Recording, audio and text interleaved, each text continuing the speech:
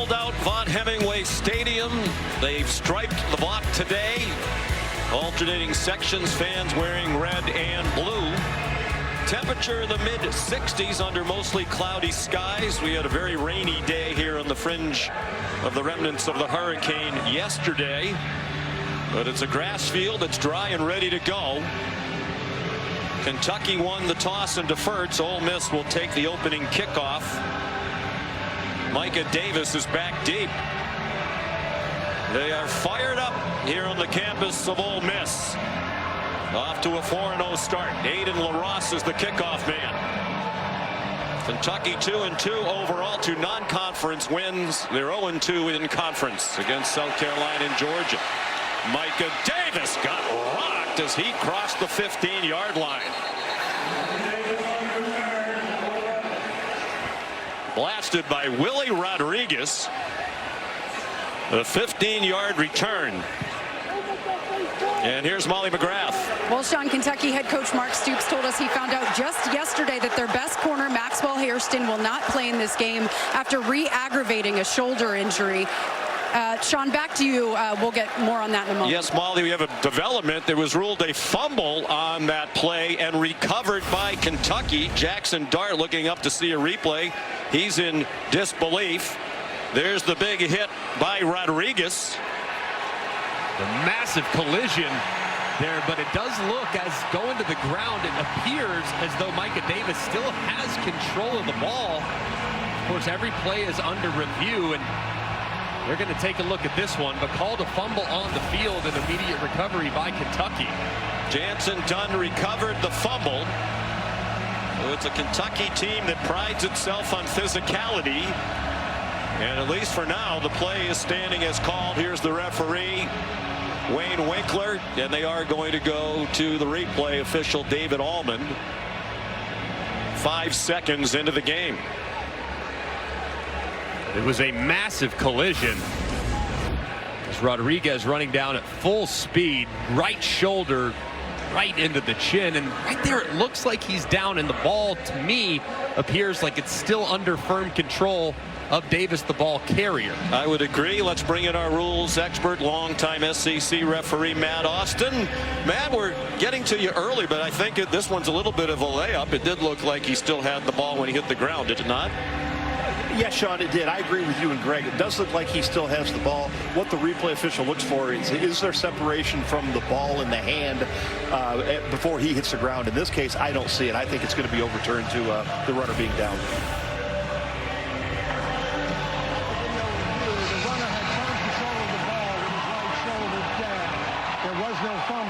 It'll be first down Ole Miss at the 16-yard line.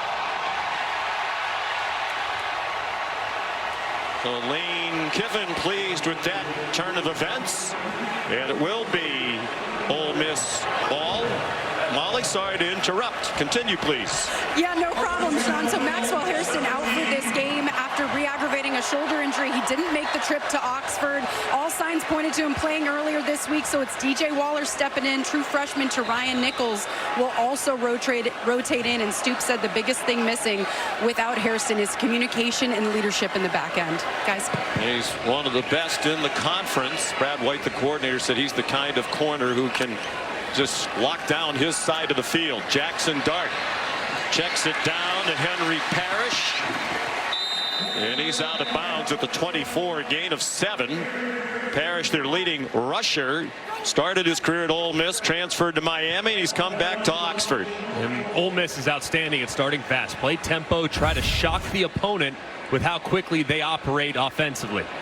See the improvement year to year from Dart, particularly with his accuracy. Second in the country in completion percentage behind Dylan Gabriel of Oregon right now. And right on cue, on target, first down and more. Trey Harris. Or check that, Caden Lee, the slot receiver, with a gain of 16. It's a deep receiving crew. They go about as fast as any team in the country. Dart given time by what they think is an improved offensive line. And a short throw caught at the 48 by Henry Parrish. And they're quickly on the move. They've scored on their opening possession in all 4 games so far. 3 touchdowns and a field goal. This is already longer than it took them to score in their last game against Georgia Southern when they scored on 2 plays in 31 seconds. Here's Trey Harris, whom Dart calls the best receiver in the country. One area where Trey Harris has continued to excel is yards after catch. There you see him fighting through would-be tacklers, taking the short pass for a nice gain. After a 12-yard gain, Dart, who's also an adept runner, wide open receiver. There's Harris, delivers a stiff arm, dives for the end zone, and he's down just short.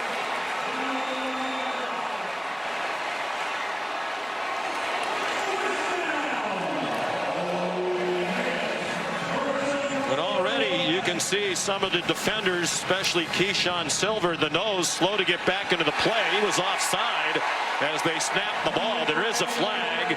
Parrish has scored a touchdown if it stands. The offense was moving around there too, so Jackson Dart trying to hustle, not allow Kentucky to substitute. He might have had his guys moving as well.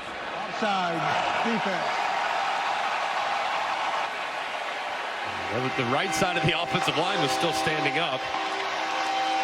Offside defense is going to need to turn up the snap. That penalty is declined. Resulting plays a touchdown. And a big break for Ole Miss today without Hairston playing for Kentucky, because he would have been matched up a lot of the day 1-on-1 on Harris. And he is wide open in the middle. They just completely uncover in the zone, and nobody's there in the middle of the field. And it said, Trey Harris, yards after catch, one of the biggest parts of his game that's improved this year. Like he might have actually scored. They marked him down short. It didn't matter. They scored. On the next play, Caden Davis added the extra point. And that's 5 for 5 on opening drives for Ole Miss this year.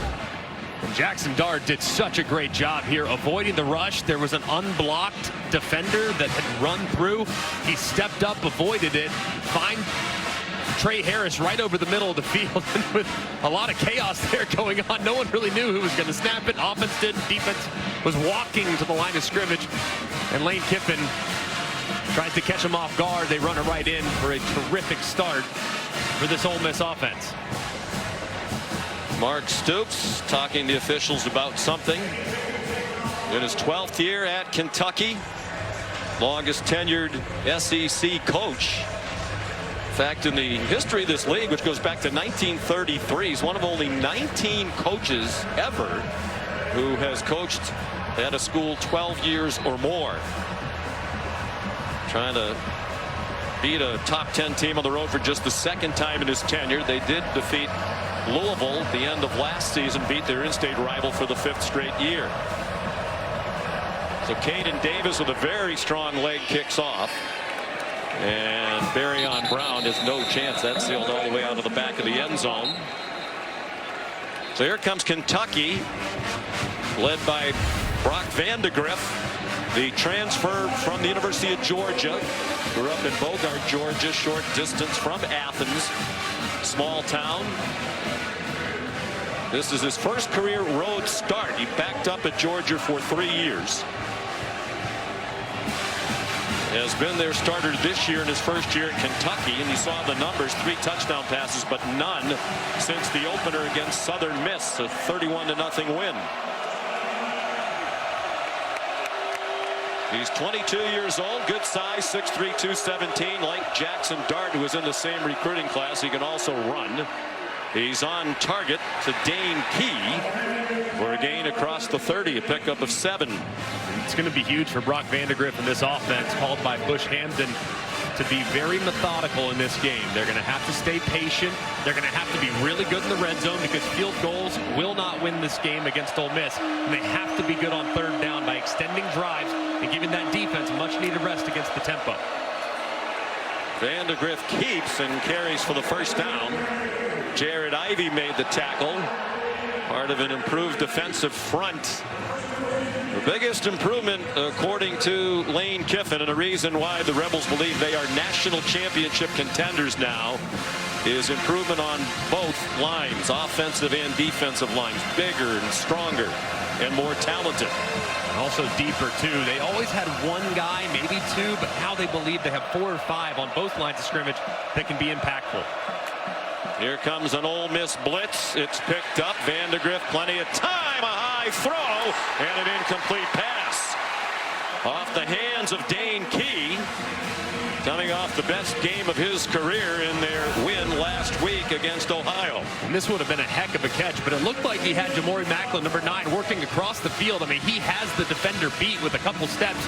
If he is able to get it to Macklin on the move, that might turn into a big play. Instead, he goes to number 2, throws it high, and Key can't reel it in. Key had 7 catches for 145 last week. Gavin Wimsatt in at quarterback. He played quite a bit last week in their win against the Bobcats. Transfer from Rutgers. They want to run the quarterbacks a lot today, so they're going to try to spread out the hits that they take. So we'll see Wimsatt and Vandegrift running the ball. Here's a 3rd down and 3 for Kentucky. With Demi Sumo Karngbe, the running back now. He's been their leading rusher.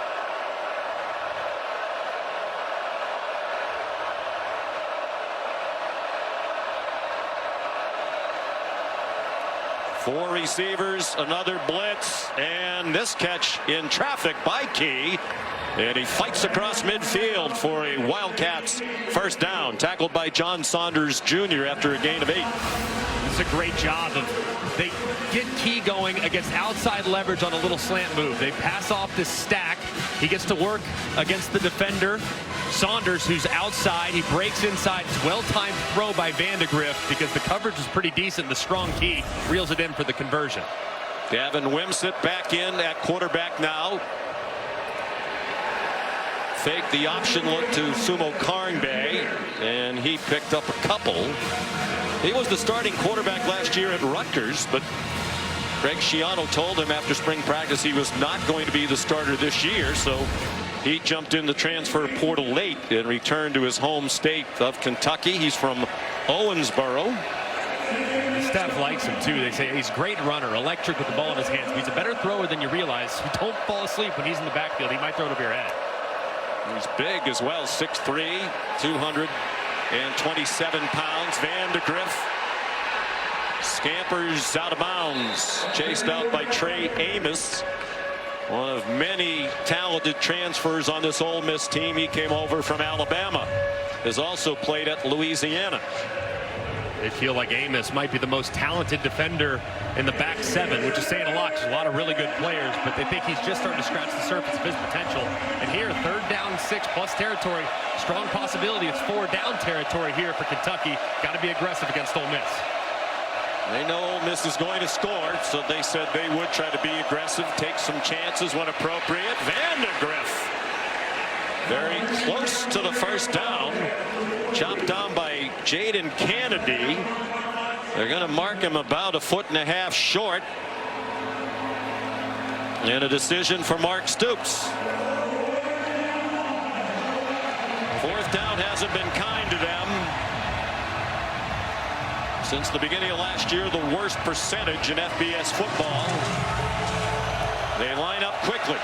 Will they snap it? They do. Sumo Karngbe, first down. He is a tough runner at 6 feet 210. We saw that, Greg, in the game against Georgia when he ran inside all night with great effect against the Bulldogs. And he's a very decisive runner, extremely patient, does a great job of finding those soft spots along the defensive front. Exactly what Kentucky needs to do. Control the ball. This will be the 10th play of the drive. This might be a double pass. Dane Key back to Vandegrift and a high throw. They had it. There is a flag down in the secondary back at the 20-yard line. But that was a good call by Bush Hamden. And it was there. Key's pass a little too high. With the substitution, the defense had more than 11 players on the field at the snap. 5-yard penalty, replay first down. And penalties have been a problem for Ole Miss, 11 of them in each of the last 2 games. Lane Kiffin says that's one thing they need to clean up going forward.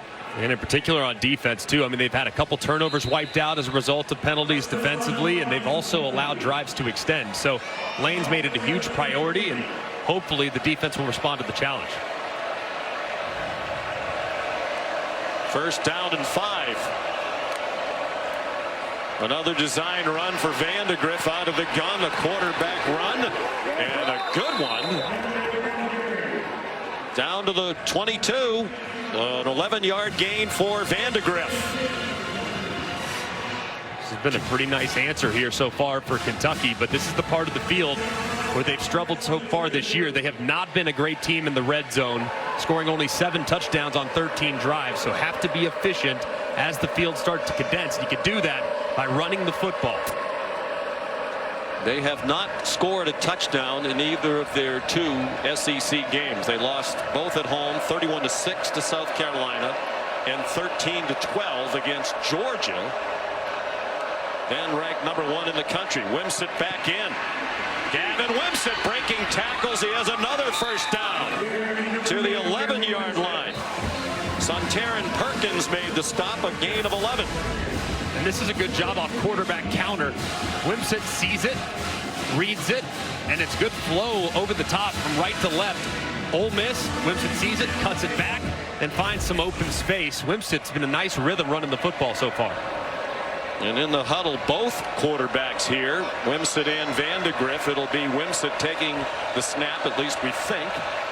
And Vandegrift, the starting quarterback, wide left.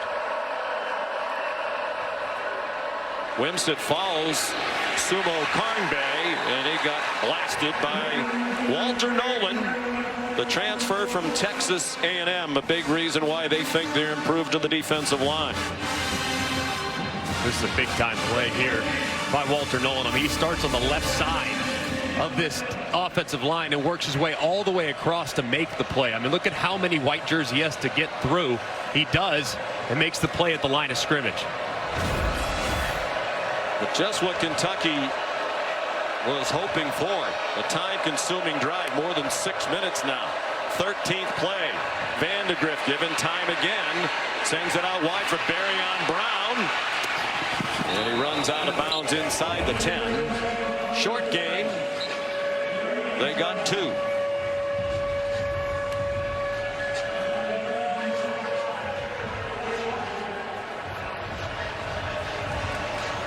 Third down and 8. They could get a first down at the 1-yard line.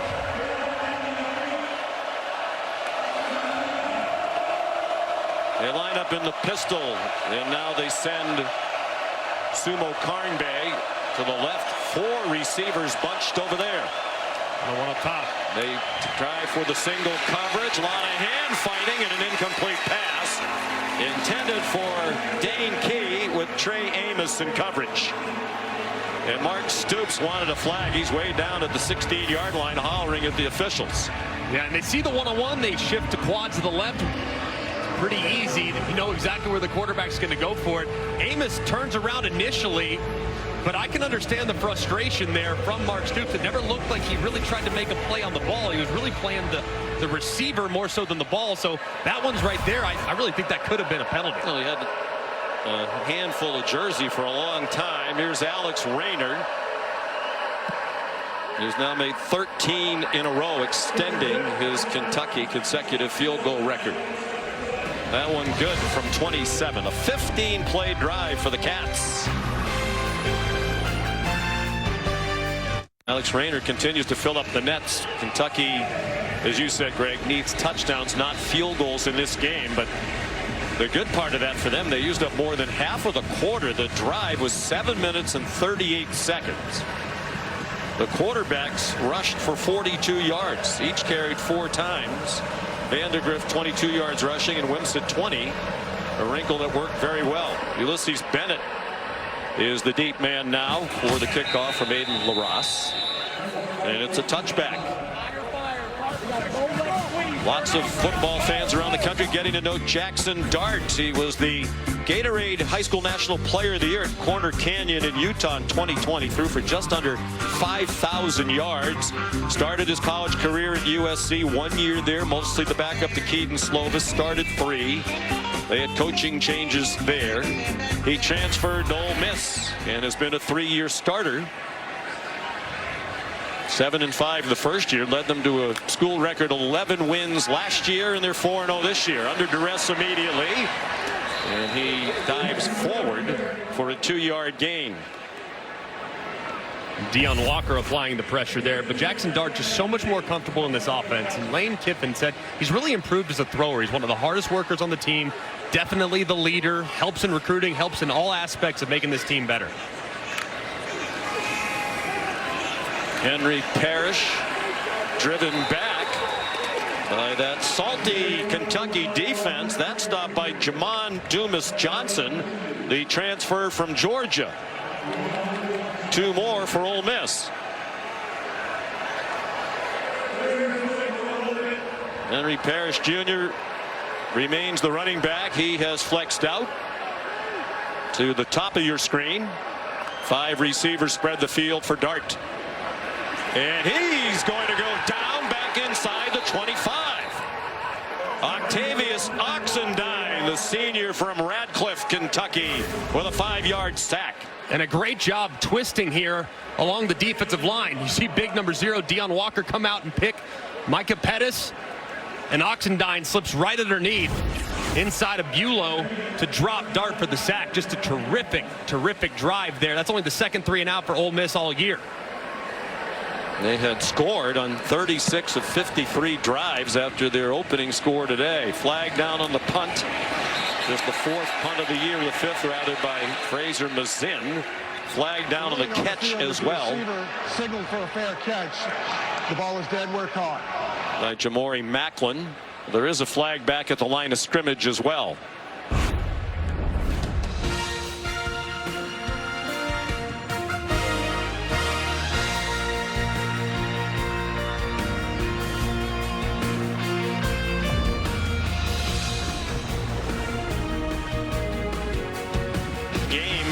This season sold out. While we were away, there was the announcement there was an illegal motion penalty against Ole Miss on the punt. So Kentucky took 5 yards at the end of the play. The fair catch at the 29. The penalty has moved the ball to the 34. That's where they start, led by Brock Vandegrift, who led a 15-play field goal drive on their opening possession. He throws quickly to Barryon Brown, who's tackled by Chris Paul, the linebacker who transferred in from Arkansas. Offensive coordinator Bush Hamdan has done a pretty good job here on this opening script. They have to get the run game going. That was imperative. 44 yards rushing on the opening possession. I thought they did a good job of mixing run pass. So Bush Hamdan, the offense has not been great in the red zone, but between the 20s been rock solid, especially here starting out against Ole Miss. Play fake. Vandegrift throws for Key, who got spun around as the ball arrived. The coverage from Jaden Kennedy, a transfer from Tulane. They're playing without Lewis Moore in the back of that secondary today. But they feel like they have the depth to cover that.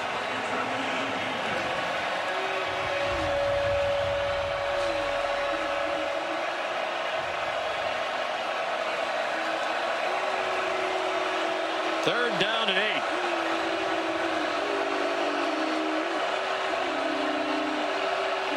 Jamori Macklin, the motion man, under duress and sacked. Vandegrift down. Jared Ivey first there.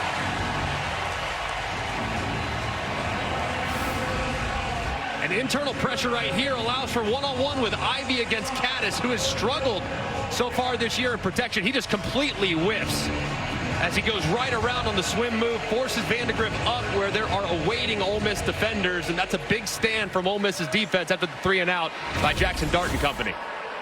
Aiden LaRosse took over last week from Wilson Berry as the starting punter.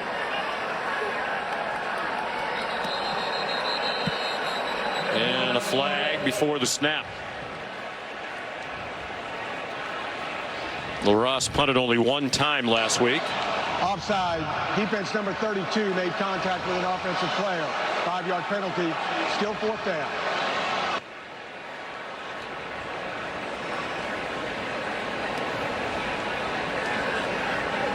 Chris Graves Jr. LaRosse is a transfer punter. 1 year last year at UT Martin, where he led FCS football in punting average better than 47 per punt. He was at Charlotte for a couple of years prior to that. If you haven't played at least 2 schools by now, you're not well traveled in college football. Several on both teams here today have played at 3 schools. A lot of helmet collections going on in college football right now. LaRosse is from Cape Town, South Africa. High punt. And Jordan Watkins the fair catch. Booming kick by the South African. 48 yards and no return. Here in Oxford, the start of a great day of college football on ABC. Capped by the game of the year so far in college football. Tonight from Tuscaloosa, number 2 Georgia, number 4 Alabama. Presented by Capital One, the first top 5 matchup of this season. Georgia 49-2 over its last 51 games, of both losses to Alabama, including last year's SEC title game that kept Georgia out of the playoff. On first down, Jackson Dart throws to Trey Harris. J.Q. Hardaway the tackle, but it's 11 and a first down for Ole Miss. And they're going to keep attacking this corner group from Kentucky with the outstanding Hairston being out. Quarterback draw for Dart. And he lost his helmet as he got knocked down just shy of the 40 by Christian Story, a transfer from Alabama. So Dart has to come off the field, and Austin Simmons, his backup, comes in on a 2nd down and 2. Just a big collision, and helmet just comes right off, as does the headband with that beautiful flow coming out of the helmet. You and I have some hair envy. Comes to Jackson Dart. Henry Parrish carries for the first down, and Dart will come back in. Final minute of the first quarter.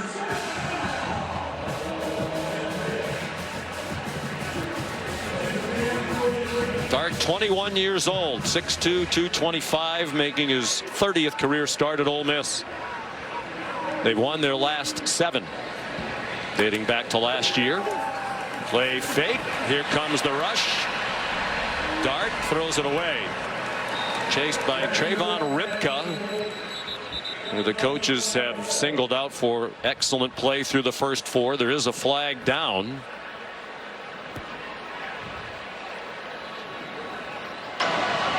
Holding. Offense number 57. 10-yard penalty. Replay first down. Micah Pettis, the mammoth right tackle at 6'7", 350, a junior from Madison, Alabama.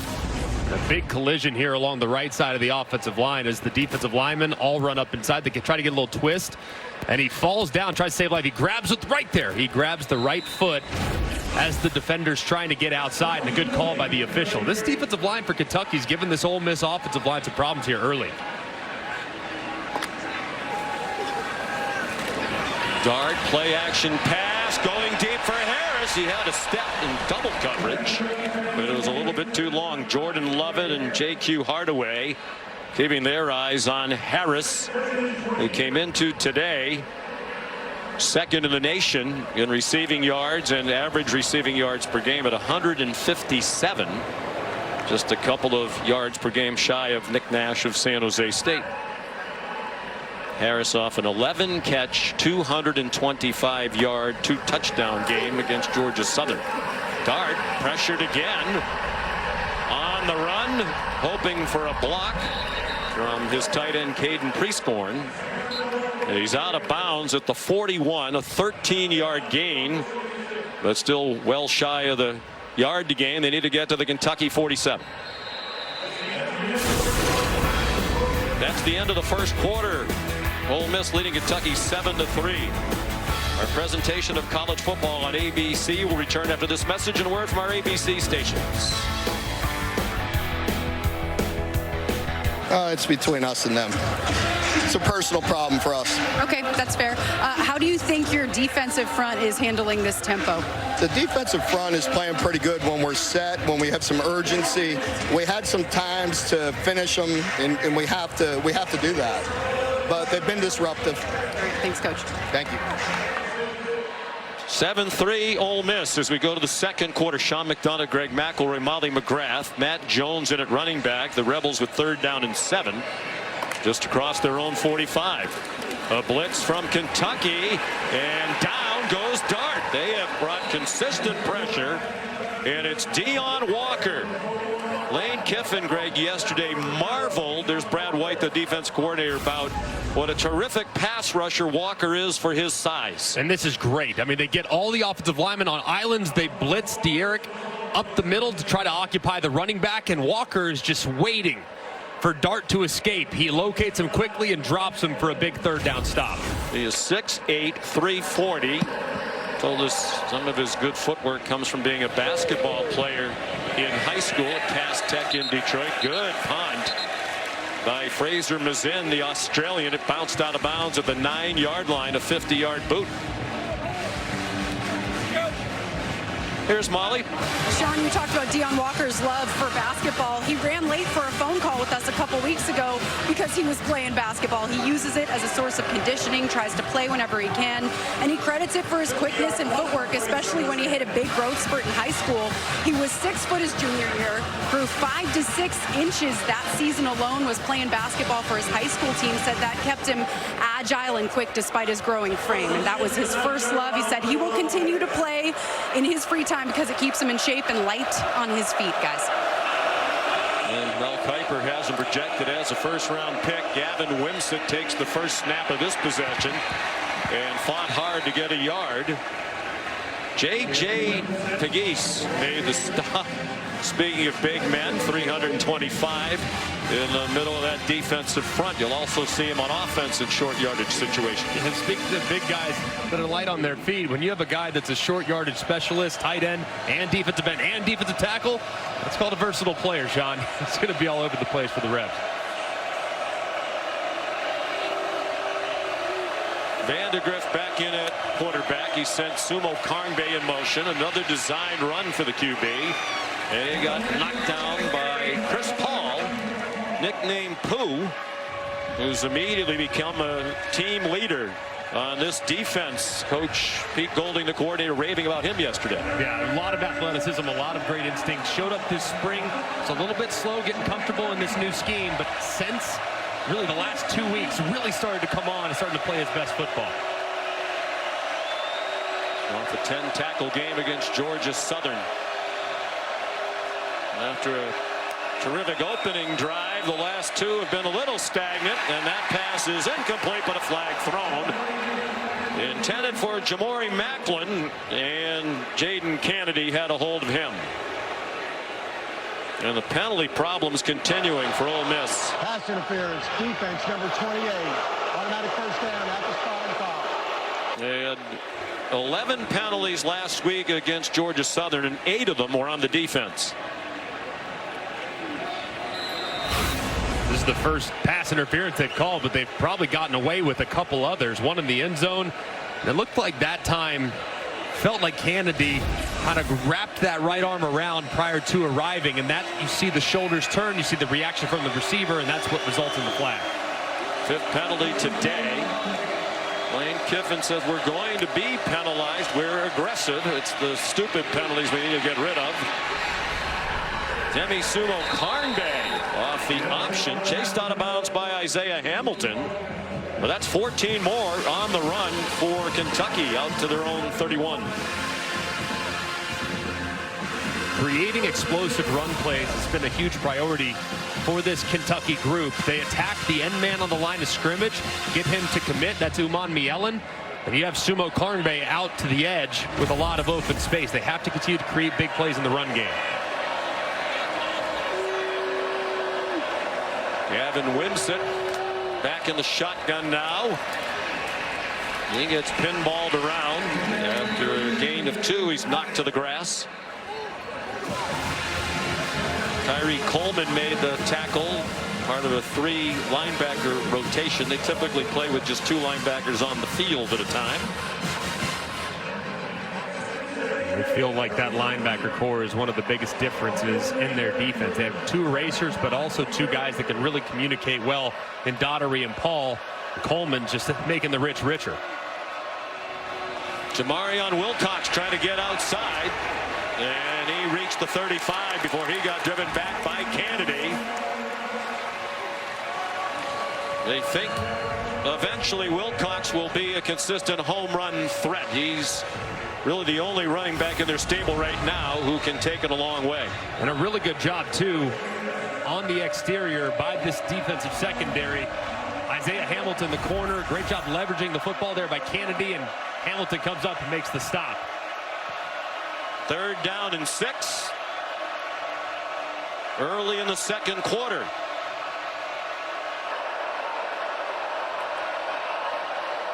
Vandegrift, clean pocket, open receiver. Fred Ferrier, very close to the first down. John Saunders Jr. made the tackle. They're going to mark him short. What would you do if you're Mark Stoops? I think in this style of game, defense has played pretty well, and you got to keep the pedal pressed. Against some teams, sensing the game might be won with 20, 24 points. I don't think that's this type of game. I think you have to keep the offense. You have to continue to stay aggressive, and you got to go for it in this situation. 4th down and a foot. Stoops was criticized by some near the end of the Georgia game when he didn't go for a 4th down and 8 across midfield. They converted a 4th down on their opening drive. Vandegrift has the first down. I agree with you, Greg. You know, punting is not going to be good for your long-term health when you play Ole Miss. No. Kicking in general, punting, field goals, the only drives that you want when you're playing against an offense that has this much firepower are those extra points at the end of the drive. So got to stay aggressive, and at some point these safeties are taking off. They got to take a shot here to kind of keep that back end honest. They have Eli Cox, the veteran center, leader of that offensive front, and they get penetrated there. Sumo Karnbe dropped by Walter Nolan, one of the top high school recruits in the country a few years ago. Went to A&M. It didn't work out as well as they would like, and now he's here. Watch the quickness. I mean, engaged with Dylan Ray, the left guard, was right around him. They're trying to read the end man on the line of scrimmage, but Nolan's the guy that's second to the inside. He makes the play in the backfield before they can even get a read. Great play by the D tackle. 2nd and 12. They've done a good job of avoiding long yardage situations today. Vandegrift on the design rollout on target to Dane Key with Isaiah Hamilton in coverage. They got 9. They'll need 3 more on 3rd down as we go under 9 minutes to play in the half. It's one thing that Bush Hamden's done a really good job of. This offensive line has not been great in protection this year. So moving the pocket's been a point of emphasis. They've done a pretty good job of it here these last few games, especially since that South Carolina game. So takes that 2nd and long, makes it 3rd and manageable. 10th play of this possession. Their opening drive went 15. Vandegrift stopped just across the line of scrimmage by Xavier Harris, a talented backup on that defensive front. And now with a long 2 to go, Mark Stoops is going to punt. You like that decision? Man, this is one where it's really close. If it's inside of 1, inside of 2, I think it's an absolute go-for-it situation. But when you get to 3 in the offensive line, the last couple snaps not playing so great, I can kind of understand why you might want to try to play a little field position here, given how your defense is playing. ESPN Analytics says this is a situation that you should go for it. Wilson Berry in a pooch punt situation back on the field, and Jordan Watkins made the fair catch. 33-yard punts. 7-3 Ole Miss. We're in the second quarter in Oxford. On student sections around the country, competing to be the Taco Bell Live Más Student Section of the Year. Download the Taco Bell app to learn more. Student body that's rapidly growing in an area where many colleges are seeing their enrollments drop. They've had a 20% increase the last couple of years here. Almost 25,000 students now on this beautiful campus and a great college town, Oxford, Mississippi. Jackson Dart, and it is incomplete. Juice Wells was open for a moment. It took a while for Dart to get the ball there. DJ Waller and Ty Bryant had the double coverage. And this ball just hung in the air forever. Jackson Dart trying to take a shot. That's a couple now that he's tried to push over the top. It's well played on the outside by Waller, filling in for the injured Hairston. Goes up, gets that arm, and dislodges the football. Dart hasn't had a completion since the opening drive. It was 5 for 5. The receiver, Parrish, didn't know the ball was coming. Ty Bryant in coverage. Since the opening drive, this offense has been a little out of sorts, and credit the pressure from Brad White's defense for that. Yeah, they are applying a lot of pressure and hitting Jackson Dart a bunch. They really affected Carson Beck a couple weeks ago, and now it's kind of getting to another Heisman hopeful. Third down and 10 midway through the second quarter. They had 83 yards on the first drive, 29 cents. Dart dancing. Has a long way to go to get the first down. And he comes up. It appears to be with enough for the first down based on where they're spotting it. Right on the 32. It is a first down. And they line up very quickly. Parrish.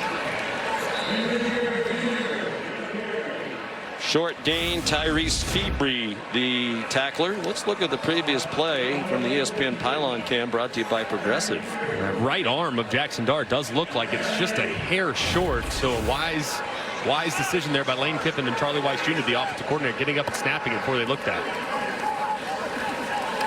Dart, plenty of time. This time Harris moving open, and good response to the ball in the air to break it up. To Ryan Nichols, a true freshman, got back into the play. Man, how about that assignment? You got to go against one of the best wide receivers in college football. He works a little stutter go double move. You're beat initially, but you don't give up onto the ball, slightly underthrown. You're able to recover just quickly enough to break up the play. Nichols looked a little banged up at the end of the play. They're already without their best corner in Maxwell Hairston. To make sure we have the correct down. It is third down. Freshman, true freshman from Cincinnati out of Withrow High School. Also an outstanding track man. Nichols ran a 10.6 100. Graduated with a 4.7 GPA. That's Greg McElroy territory. Matt Jones is lying on the ground now. Their backup running back. Looks like a hamstring problem, or perhaps a cramp. We'll take the timeout. 6:40 to go. Opening half in Oxford.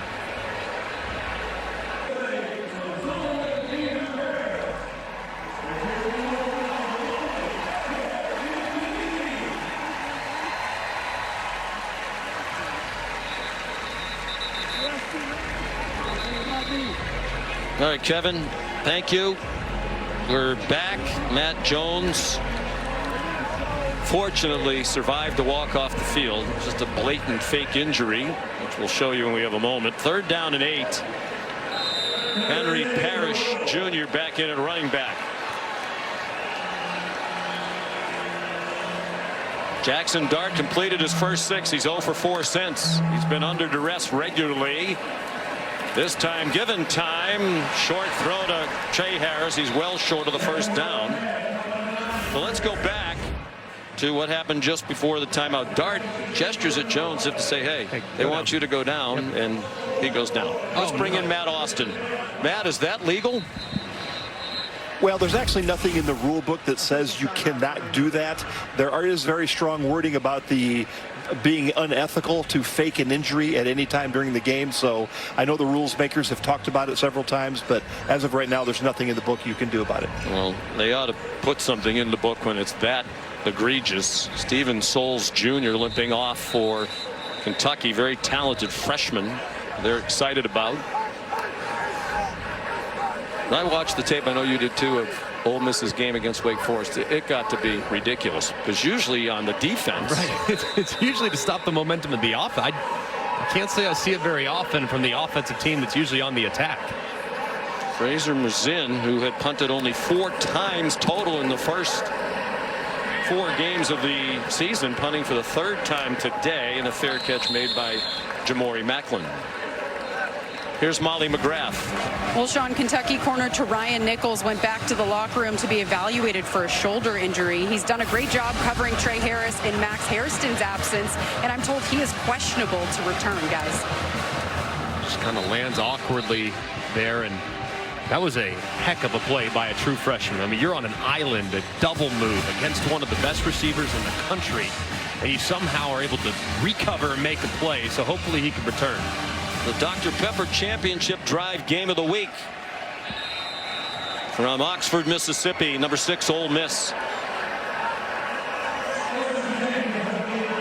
4-0 against 2-2 Kentucky.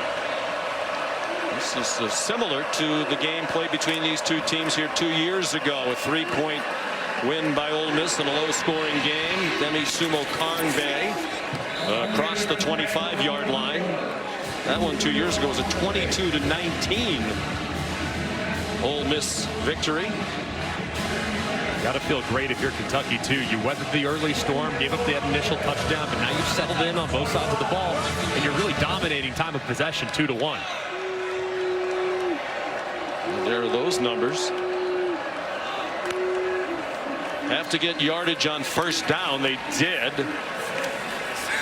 Sumo Karngbae working hard to get a yard there. He was Demi Sumo when he started his career at NC State. He said he added Karngbae, it's his mom's name, to honor her. From Willingboro, New Jersey,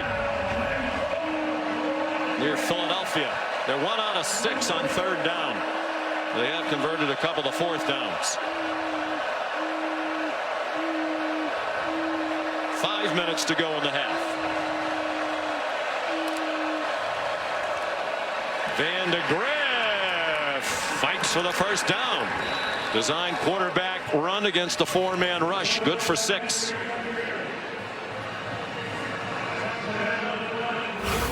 This is a good decision. I know it's 3rd and long, but you have 5 guys in the box defensively, and you have 6 blockers, including the running back. So call quarterback draw. You get hat on a hat, and your quarterback falls forward for a nice 3rd down conversion. Similar game to when they played number 1 Georgia back in Lexington on September 14th. Low scoring. The offense did some good things, but couldn't score touchdowns. In that game against the Dogs, they ran for 170 yards. A lot of people thought, well, the difference today is the Ole Miss, when they're on offense, they're going to spread you out. Whereas when you play Georgia, you know it's going to be a game in the trenches, and that's the kind of game Mark Stoops' team likes to play. Yeah, they're very comfortable matching up in a heavyweight slugfest where you're just throwing haymakers at each other. But when you get into a track meet, that's advantage Ole Miss. So far, the pace of the game, the tempo of the game is favoring Kentucky, and these long time-consuming drives are disrupting the rhythm of the Ole Miss offense. Will they take a shot down the field eventually? Van de Graaff zings one. Dane Key, first down across midfield. They have 3 wide receivers on their team with 1,000 career receiving yards, but Key's become the key lately. And this was a really nice route here by Key. Soft coverage, break inside, but don't break inside too fast. Against this zone coverage on the inside, the faster you run, the faster you might run into contact. He was under control, gave big target to Van de Graaff, who threw a strike for a nice gain. 4 catches for Key. Down to 3 minutes to go in the half. Jamarion Wilcox. There's a flag thrown by the center judge in the offensive backfield. That's the kind of thing that's a drive killer if it's against Kentucky. Holding. Offense number 69. 10-yard penalty. Replay first down. Marcus Cox.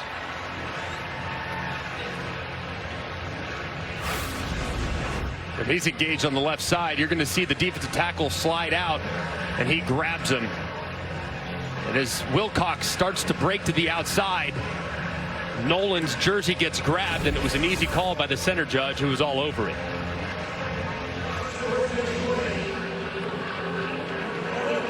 They don't get it in big chunks. Their longest play from scrimmage today is 15. So 1st and 20, particularly difficult for the Cats. Play fake to Wilcox. Down down the field. No problem. 1st and 20. Dane Key, another catch. Brandon Turnage made the tackle, but they're at the Ole Miss 35 with a pickup of 24. And the timing on that throw was just outstanding there from Van de Griff. You have a clear out. You got one-on-one on the outside. Key breaks inside, and it's another nice conversion. And they're in no hurry. They want to take this clock all the way down to halftime if they can. They had a good plan against Georgia. They put themselves in position to win. They couldn't quite pull it off. Lost by 1.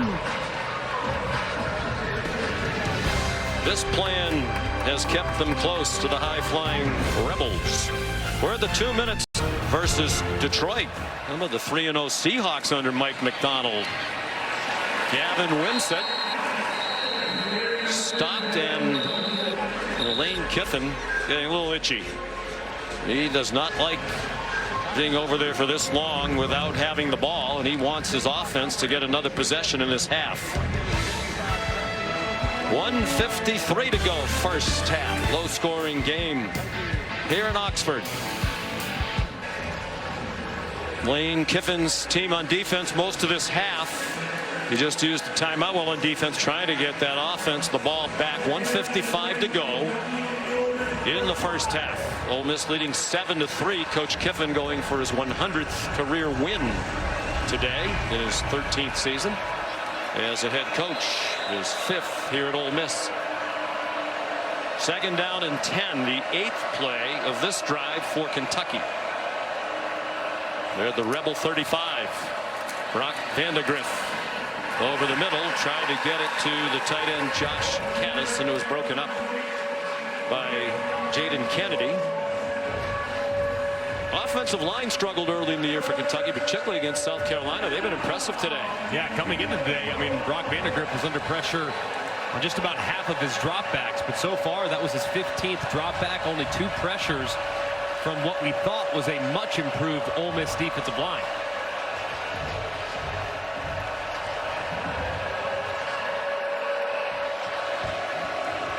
Third down and 10. They are in field goal range for Raynard. This is the 3rd Kentucky SEC game of the season. They're going to use a timeout. And they haven't scored a touchdown yet. Kentucky there first. It'll be 30 seconds. Lost 31-6 to South Carolina. Kicked 2 field goals. And lost 13-12 to Georgia. Kicked 4 field goals. They had 1 field goal today. Here's Kevin. Sean, State Farm halftime report just minutes away. Booger McFarland, Kevin Nagani here in studio. We'll get you ready for that prime time showdown on ABC in Tuscaloosa. Alabama hosting Georgia. Plenty of highlights coming your way here. By the way, Kentucky a couple weeks ago slowing down Georgia. What are they doing against Ole Miss's offense? Well, their defensive line is controlling the game right now. And offensively, if you look at Kentucky, really good job of using the quarterback run. Almost 3-1 advantage in time of possession. I love the game plan so far by Kentucky. Keep away. They got to find the end zone, though. Back to you, Sean, Greg, and Molly. All right, gentlemen, thank you. 3rd down and 10, 1:51 in the half. 2 timeouts for each team now. Demi Sumo Karnbay on the left of Vandegrift. It's an Ole Miss blitz. It's single coverage, and it is incomplete. Intended for Dane Key. Flag down. Trey Amos had the coverage. Key immediately went spinning, looking for a flag as the ball sailed past. Pass interference. Defense number 9. 15-yard penalty and an automatic first down. Well, Amos got away with one a little bit earlier. This time they see the one-on-one. Amos locked in with Key. See the left hand is grabbing the jersey the whole way. I mean, I think the official sees it. Did look like a slight push off, but you look at how he's grabbing that right arm, and the official calls it. That's another drive that's been extended by an Ole Miss penalty. So just a huge mistake, but I think an accurate call. So many of these penalties on the defense. 2 today, 8 last week. Huge break for Kentucky. Jamarion Wilcox broke free from a couple of tackles and goes down inside the 15. Xavier Harris missed the tackle. Walter Nolan managed to get the redshirt freshman Wilcox on the grass. And Ole Miss uses its 2nd timeout.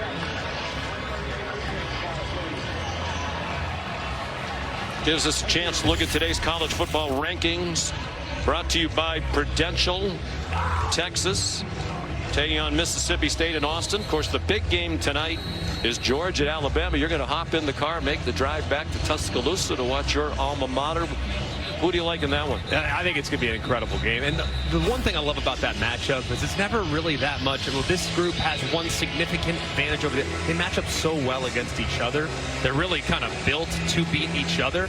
I lean Bama. I think quarterback run game is going to be the difference in the game. Jalen Milroe with Kalen DeBoer, him coming in, really been so much of a factor in getting him out on the perimeter and using his legs a la Lamar Jackson style. And I think that, coupled with some big plays downfield, gives the Tide a slight edge.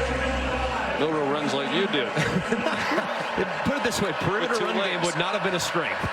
Bouncing outside, Sumo Karnbang hoping for a block, and he got it. And he's out of bounds at the, where are they going to mark it? Just inside the 5, it appears. John Saunders Jr. made the tackle. But a gain of 10. And Kentucky lining up quickly. It was Trey Amos who was blocked by Dane Key on the perimeter. Clock stopped with the ball going out of bounds. This will be the 11th play of the drive. I think Mark Stoops is trying to argue with the official that made the call stopping the clock that he used to actually tackled inbounds, try to take a little more time off this clock. Yeah, I think he'd ideally like to score on 3rd down. They fake the reverse action. Wilcox dropped for a loss by Xavier Harris, and Lane Kiffin determined to get that offense back out. They're going to use his last timeout.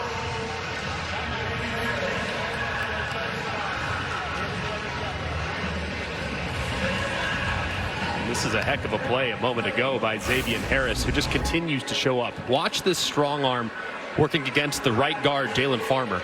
I mean, that right arm really completely pushing the 320-pound right guard into the backfield. He allows him to get some separation so he can locate the running back where he drops him for another big loss. I mean, this D-line, there's been really bright moments in this game. A couple of loss-contained plays, a couple quarterback runs that have hurt them.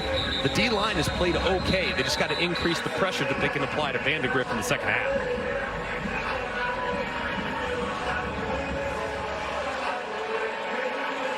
For the most part, Kentucky's done a nice job neutralizing what Ole Miss thought was a much improved defensive line. Would you be a little concerned if you're a Rebel fan about the defensive line based on this? Yeah, I think a little bit for sure. I'm a little more concerned if I'm Ole Miss about the offensive line and their inability to protect their quarterback against these Wildcat defensive linemen. Wimsett will take the shotgun snap. He is stacked up and driven back. Princely Umanmielen and Trey Washington. And Kentucky will use all of the time. Lane Kiffin can't stop it now.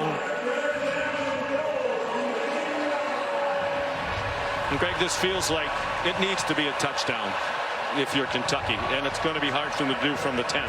Yeah, and to go backwards on 1st and 2nd down with simple inside run is really demoralizing. But you now are going to be able to take it down to about 40 seconds before you call timeout. They're going to take the play clock all the way down here and use their timeout. Yep.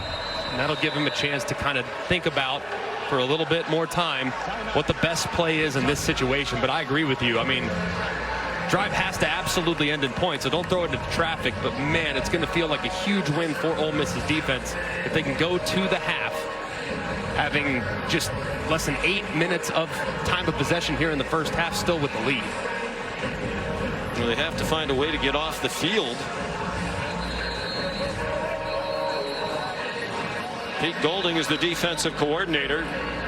Really pleased with the way the defense has played, but he knew this would be a different test against this Kentucky team today. You know, the plan, like the Georgia game, Greg, it feels like they're executing to perfection, but to be perfection, it needs touchdowns at some point. I mean, they just can't seem to stay in front of them. When the defensive back's against the wall, their O-line just seemingly can't win. Vandegrift's 9 out of 13. Ole Miss showing blitz, brings a blitz. He's given time, throws the slant, broken up. There's a flag down to the end zone. Intended for Dane Key. Trey Amos had the coverage. Well, the offensive lineman for Kentucky down there woofing. He needs to get away from that. Holding defense number 9. Half the distance to the goal and an automatic first down. So Amos is talented, but he has been grabby. Working against Key, and that's a tough matchup for sure. You see 85 wide open, by the way. I don't know about that one. It's tough to see. What you see in the back, yeah, you see the right arm wrapped around Key. It's the right arm that is what leads to the penalty, and I think it's a lot of contact there. Clearly a point of emphasis. I mean, ideally, it ends now for Kentucky with a touchdown, and it will. Dane Key beat Amos in coverage for the Kentucky touchdown. A 5-yard touchdown, their first in SEC play in nearly 10 full quarters this season. And this ball was in the air for a long time, and it's pretty well covered, but Key so strong through the catch. Looked like he definitely had possession. Ball moved a little bit, but it looked like firm control before he went to the ground. I mean, that was really strong hands there by the wideout. Alex Rayner to kick the extra point. Where they have Barryon Brown, they have Macklin, but clearly Vandegrift has complete faith in Key. That 13-play drive aided by 3 penalties against the Ole Miss defense.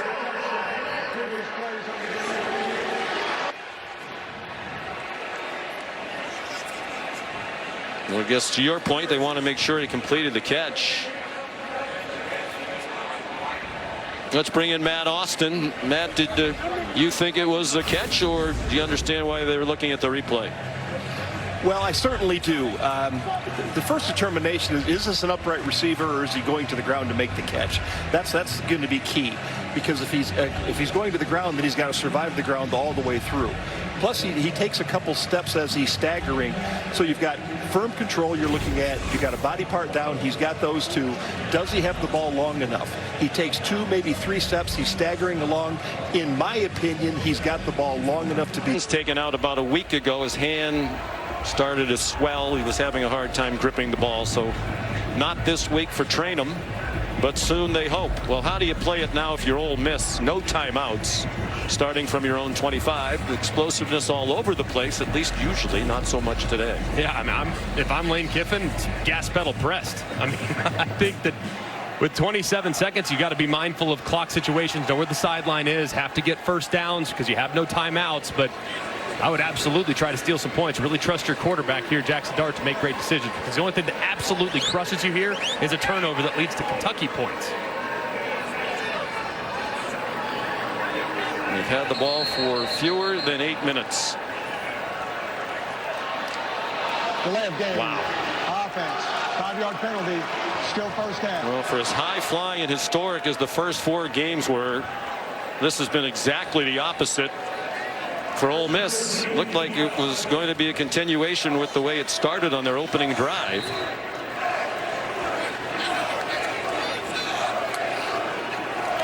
The first time all year they've gone 3 straight drives without scoring. And Dart forced to run out of bounds. There's Charlie Weiss Jr., the offensive coordinator, who calls the plays. So impressed with him too, and Lane Kiffin, he gives so much credit to Charlie Weiss. Calls him Whiz Kid, Boy Wonder. Boy Wonder, all types of great nicknames. But man, he has been sensational here in Oxford. Just 31 years old. Dart trying to pull it down and take off, and he is dropped. Octavius Oxendine, ordinarily a backup, but he's been a factor in the half. And Ole Miss is not going to try to snap it again. 3rd sack for Kentucky.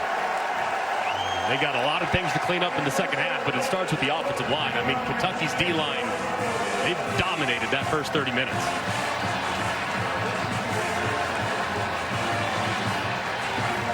Here's Molly with Lane Kiffin. Coach, Kentucky's winning the time of possession, crucial penalties, keeping drives alive. How does your defense get them off the field? Well, part of that's been ourselves. We've had 3 third-down defensive holding or pass interference on 3rd or 4th down, 3 of them that kept their drives alive. So we got to do much better a job after the first drive on offense of being consistent. And we're in the type of game that we've been in with these guys before. You saw that sack to end the half. What's their defensive front doing to challenge you? They do a good job. They're really good. Like I said all week, these guys got really good players, and we got to do a better job. And we've taken some shots and missed them deep, and so we're going to have to make those and be more consistent. All right, thanks, Coach. All right, guys. Just the second time under Kiffin, trailing at home at the half. Number 5, Florida, in Lane's debut as the Ole Miss coach. They lost that game. We're at halftime. The State Farm halftime report after this message and words from our ABC stations. Cap, big surprise to the Rebels fans. They're down 10-7 at the half.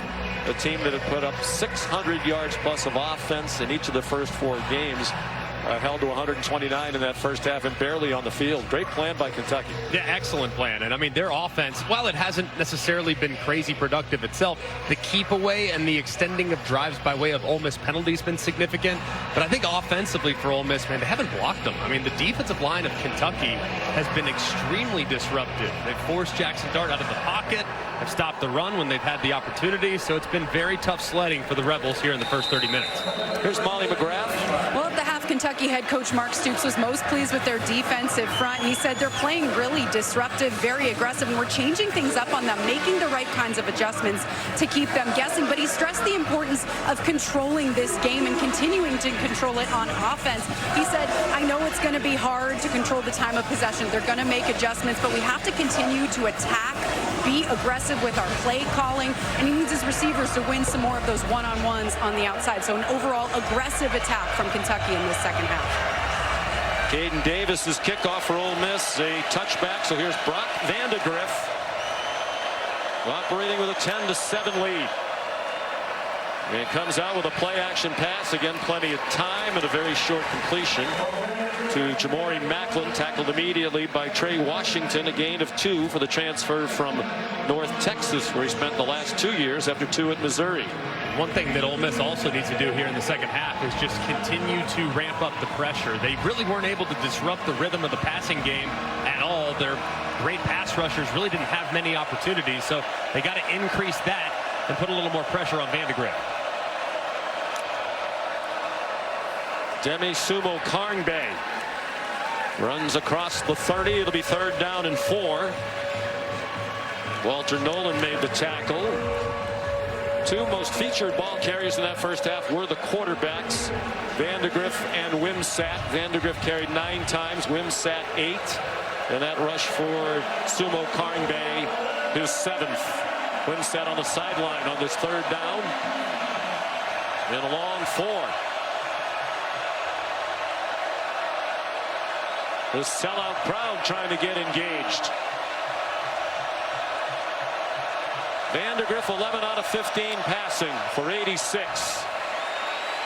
Forced to step away, and he's taken down from behind. Princely Umanmielen, the transfer from the University of Florida, with the 2nd Rebel sack.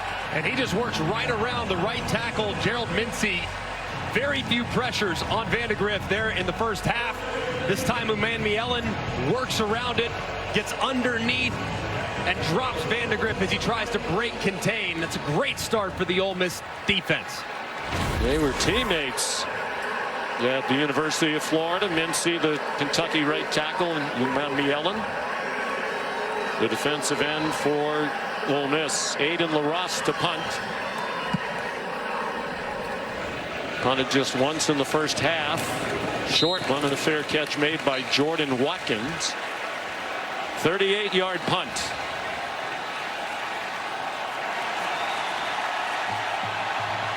And a lot of the fans on their feet as Ole Miss takes the field. This homecoming crowd saying, let's go.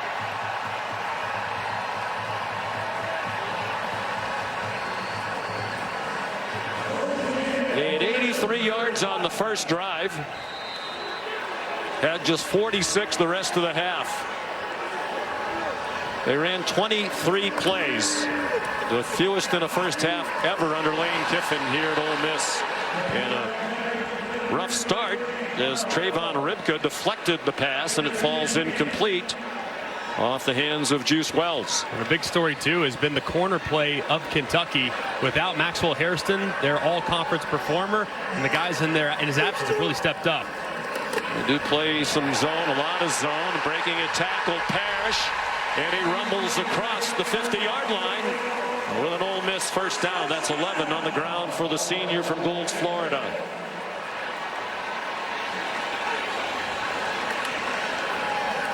They get to the line quickly. Jackson Dart again forced to pull it down. He's across the line of scrimmage now and did well to get to the 42, a gain of 7. When you watch Jackson Dart, that's such an underrated part of his game, is how crafty is a run. Not crazy top end speed, but very elusive. Completed his first 6. He's 1 for 6 since. Parrish another first down. De'Eric Jackson made the tackle. They get to the line very quickly. Harris could not break a tackle on the near side. Good stop by J.Q. Hardaway, a transfer from Cincinnati where he played 1 year. And this is where it's incredibly difficult on the opposing defense. You're on the right hash away from your sideline. You don't have any time to substitute. So these defensive linemen are playing 6 or 7 consecutive snaps. Parrish through a big hole. Might be a tired defense. First down. Ole Miss at the 17-yard line. And Brad White's defense has a player down. And it's Trayvon Ribka. And you see this a lot when a team goes quickly, not questioning whether or not he's injured, but perhaps we are. Timeout. Great day in the Grove, once called by the Sporting News the holy grail of tailgating sites. Homecoming weekend here on the campus of Ole Miss. Their team down 10-7, but driving on its first possession of the second half. Henry Parrish Jr. for a 2-yard gain. They've averaged a snap on offense coming into today every 22 seconds. 6th fastest in college football. And trying to speed it up here, getting a rhythm to start this second half. Shea Harris the catch. Charlie Weiss Jr. and Lane Kiffin says the coach to quarterback helmet communication really helps get the plays in even faster.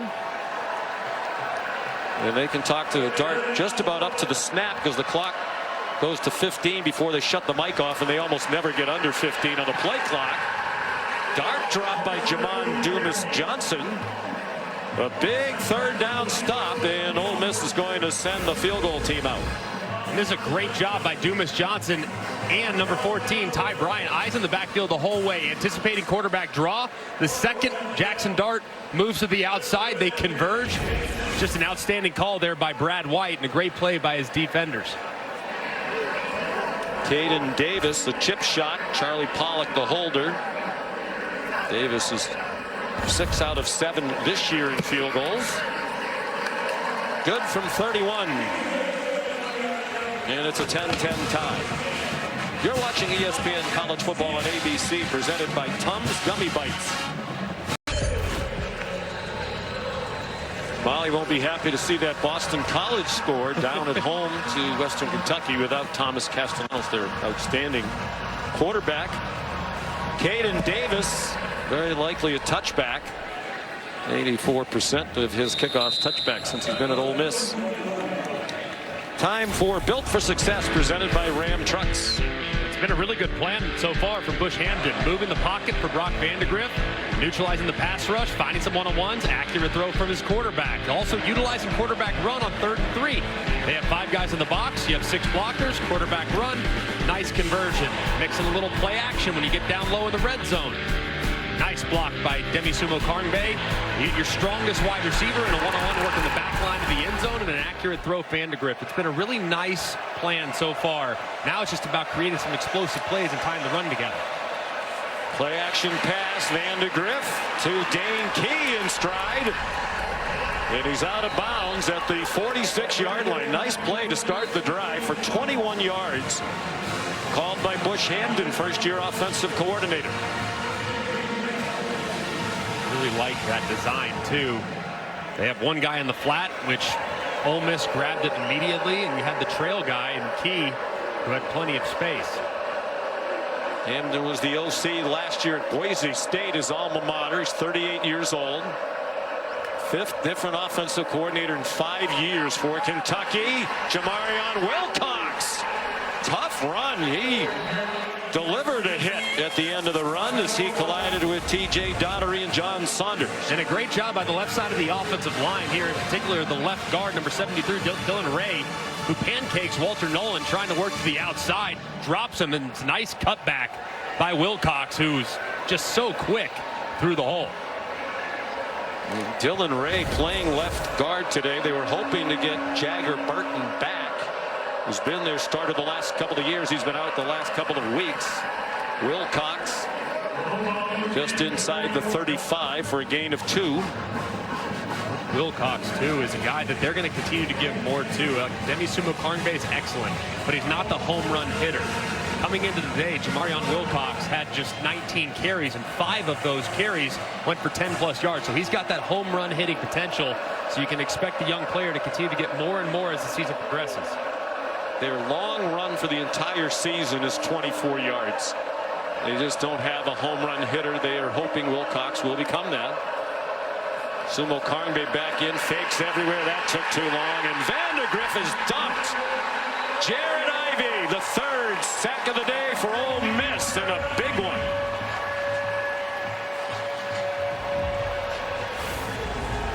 Just massive here. Vandegrift trying to escape, and Ivey hands up into the face. Fortunate there. Ole Miss has been on the receiving end of some big penalties that extended drives, and that one they might have gotten away with. Sure looked like he did. Matt Austin nodding his head. He thought they got away with one there. 10-yard sack. Probably a little too tricky for their own good. And now it's taking them out of field goal range. Vandegrift gets him back into field goal range. Key broke a tackle, but could not get away from Trey Washington. It is close enough to make it decision time for Mark Stoops, but in a low-scoring game with an excellent kicker, he's going to send the field goal team on, or is he? Yes, he is. 15 yards on the last play to Key. So here's Rayner. 1 for 1 today. Second among all active FBS players in points behind Jonah Dalmas of Boise State. 5th year as a kicker, 3 at Georgia Southern, and 2 here at Kentucky. That's a 48-yarder. He's made 14 in a row back to last year. And Kentucky leads again. 6.5 to go, 3rd quarter, 13-10 Cats. 6:31 to go, 3rd quarter here in Oxford, Mississippi. Ole Miss came into today one of just 5 FBS teams that had not trailed at any point this season. Army, Indiana, Tennessee, and Texas, the others. They're behind now, as they were at halftime. Kickoff by Aiden LaRosse is a touchback. Friends, we hope you'll help people affected by Hurricane Helene.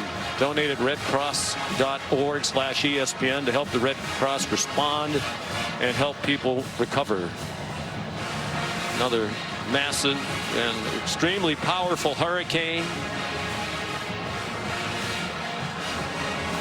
And we certainly are thinking about our friends in the southeast who have had their lives disrupted. Loss of life, unfortunately, again. These hurricanes get more and more powerful. Jackson Dart out wide to Trey Harris. J.Q. Hardaway made the tackle after a 6-yard gain. They've done a pretty good job on Harris today, especially on those little hitch routes. I mean, that's one missed tackle and he could be out the gate. They've held him in check for the most part. He has 82 yards receiving on 7 catches. 39 of those were on one play early. Henry Parrish Jr. for the Ole Miss first down, a gain of 6 to the 37. Does appear here early in the second half. This offensive line for Ole Miss is doing a better job of creating some movement in the run game. To Ryan Nichols back on the field in the secondary for Kentucky. Molly reported earlier he left to have a shoulder looked at. On first down, Dart man open, a defender slip. Trey Harris, big play. All the way to the Kentucky 24-yard line. A gain of 39, 20 of it after the catch. And credit too to the offensive line. This route took a while. A little bit of a post corner, slightly dips inside, breaks it out. Defender slips in a big play. J.Q. Hardaway, who slipped. Parrish tackled by Hardaway. And Parrish is going back down, started to get up. Looked like he was hobbling a play or two ago. I hope he's okay. I mean, he's been so good for them. And that's one position, Greg, where they don't have a lot of depth. His backup is Matt Jones, a former walk-on, who's done a nice job, but he's not the talent that Parrish is. Coming into this game, I mean, only 2 players in college football had more big plays than Henry Parrish in the run game. Takes a big shot a couple plays ago. Gets up just a little bit gingerly on that left leg. But with the tempo emphasis for Ole Miss, it's hard for them to get a substitution because they want to keep the defenders on the field as well. So if the second Parrish comes out, that would allow Kentucky to substitute as well, which would disrupt the rhythm of the offense. Luckily, he's off on his own power, and hopefully he'll be able to return here soon. Well, Matt Jones comes in, the former walk-on, now on scholarship. He's 5'7", but powerfully put together, 200 pounds. Dart, Harris, immediate contact, and the ball's out. But Harris ruled down. Just a 2-yard gain. And another Ole Miss Rebel slow to get up. It's Micah Pettis, the right tackle. That ball's sliding out. That's a fumble. That ball is definitely moving. And I mean, did he secure the catch to him? And the contact was immediate. So a lot of things to look at here. But that ball is definitely moving before he goes to the ground. It's just a matter of whether or not he secured it before that, because this could be an incomplete pass. But you also see clear recovery. So if this is a fumble, it's Kentucky football. There. He's and I'm with you. I think he's able to catch that ball, bring it into his belly, and that ball is moving. But does he ever secure it? Does he ever establish himself? Does he have firm control? That's the big thing that they got to look at. And let's ask Matt Austin what he thinks. Matt? He definitely has firm control. Originally, he's got a body part down. Does he meet the time factor? He was hit immediately. I would not be surprised if they called this an incomplete pass. Rather than a fumble. Even Correct. now when he's, I don't know, Matt. I mean, he's got the ball in his arm. He's fighting for extra yardage. This is another one, though, catch, no catch, which is it is gray area a little bit in some catch, no catch. And this is great play there by the defender, and hits him immediately. And just how quickly that contact was initiated. But right there, to me, looks like he definitely secures it. Yeah, looking at it in real time, the action that he makes when he tries to jump does show that he does have firm control and can make a football move. And then the ball comes out. Yes, that ball definitely comes out. So you think fumble? After watching it again in real speed, I do like catch and fumble. If so, what a massive play for Kentucky, who was a bit on their heels defensively. But I agree with you, Matt. I mean, I think there was enough in that live speed. Looked like he secured it, brought it into his chest, and then the ball was dislodged. Mark Stoops all smiles at the moment. They showed a couple replays on the big screen here, and you could hear the crowd ooh and ah as if they have the feeling this is going to be the first turnover of the game.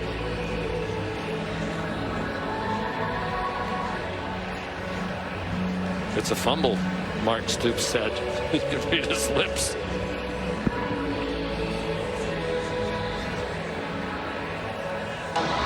After video review, the ruling is a catch with a fumble recovered by the defense at the 18-yard line. First down. I think they got that right. It's the first takeaway of the game, first turnover for either side. Noah Matthews recovered the fumble. J.Q. Hardaway has been a nice player today. Junior from Columbus, Georgia. Called upon perhaps to do more in the absence of Maxwell Hairston. I mean, won a big battle there in fall camp to see who was going to start opposite Hairston. And, man, that was as big a play as he's made all season. Just enormous. So first down, Kentucky leading 13-10. Play action pass, well protected again, and Vandegrift is on target. Barrion Brown the catch. 19 yards. Third catch of the day for Brown. He's been a little quiet so far today, but he always is a threat to take the top off the defense. Tremendous top end speed, deep play threat. That time he sits it down for a nice conversion.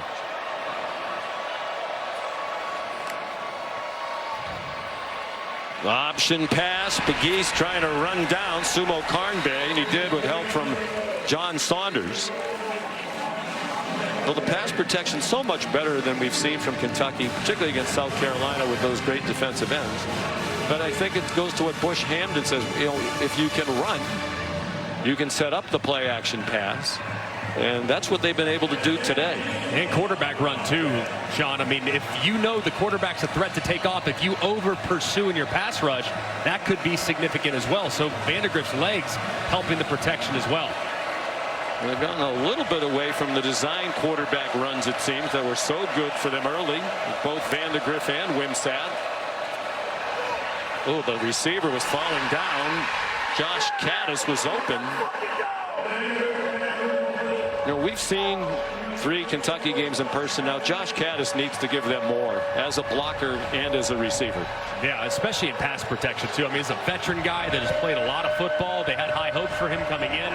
But man, it has been a really, really uneven start to the season for a tight end that had high hopes and, according to some, was preseason all SEC consideration. That's a big drop. He was falling down. Guess he needs to learn that technique from Xavier Restrepo. See that catch for Miami last night. Vandegrift in trouble and swung down. Sontaran Perkins the sack. And a loss of 9 for Kentucky. And this really became a 3-man rush working against a 7-man protection with how they dropped Perkins out as a spy.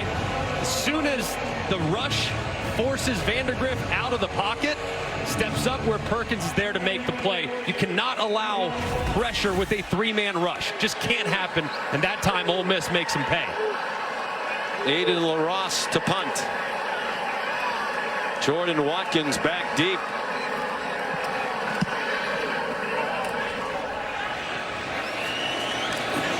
Returnable from the 36. And he's stacked up at the 40-yard line. Ty Bryant there for Kentucky. 38-yard punt, 4-yard returners. Molly. Well, Sean, you saw running back Henry Parrish hobble off with a lower body injury. He had his left ankle heavily taped, gave teammates a thumbs up. I'm told he's good to go. Right tackle Micah Pettis also injured, went into the tent, left with a noticeable limp. I'm told he will play, but he's moving very gingerly, guys.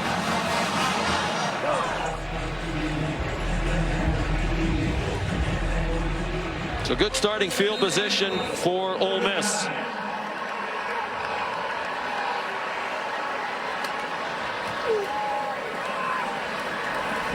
Matt Jones, Parrish's backup, had some mid-major offers out of high school in Jackson, Mississippi. He said, I bet on myself. I walked on at Ole Miss, and it worked out. He's earned a scholarship. He got 4 on first down. Jackson Dart after the play fake.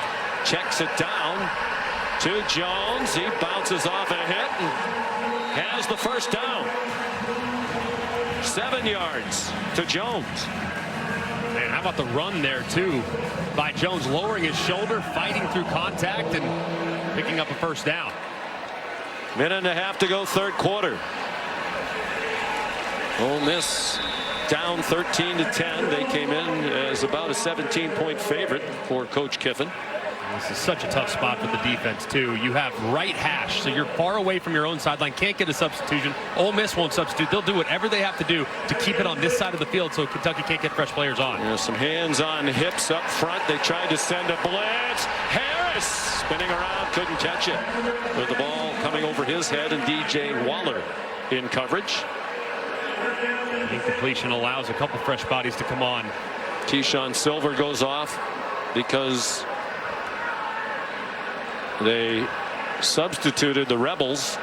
They have to have time to substitute to the Wildcats. And Deion Walker took his time getting off. They're just 1 out of 5 on third down today. They need 5 here. Henry Parrish back on the field.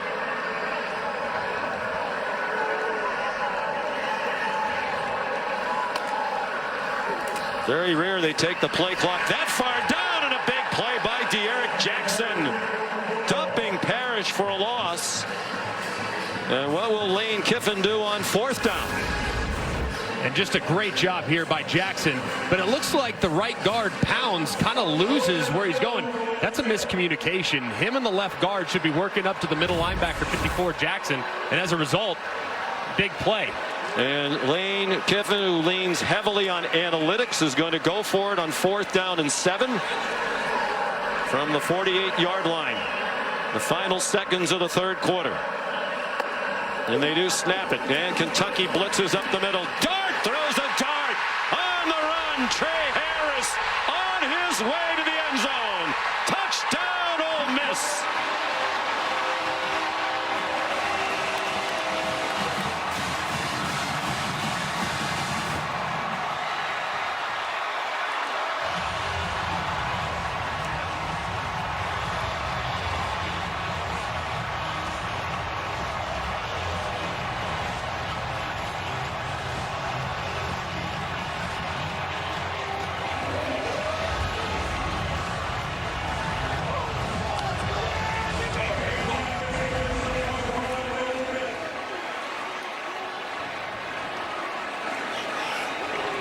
Ole Miss back on top. Here's a big extra point to give them a 4-point lead.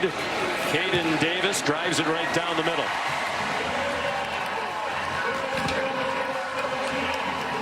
An outstanding execution by Ole Miss. Kentucky opts for pressure. Their running back, Henry Parrish, goes right up and stones the pressure. Great protection, allowing the route, which takes a little bit of time to develop.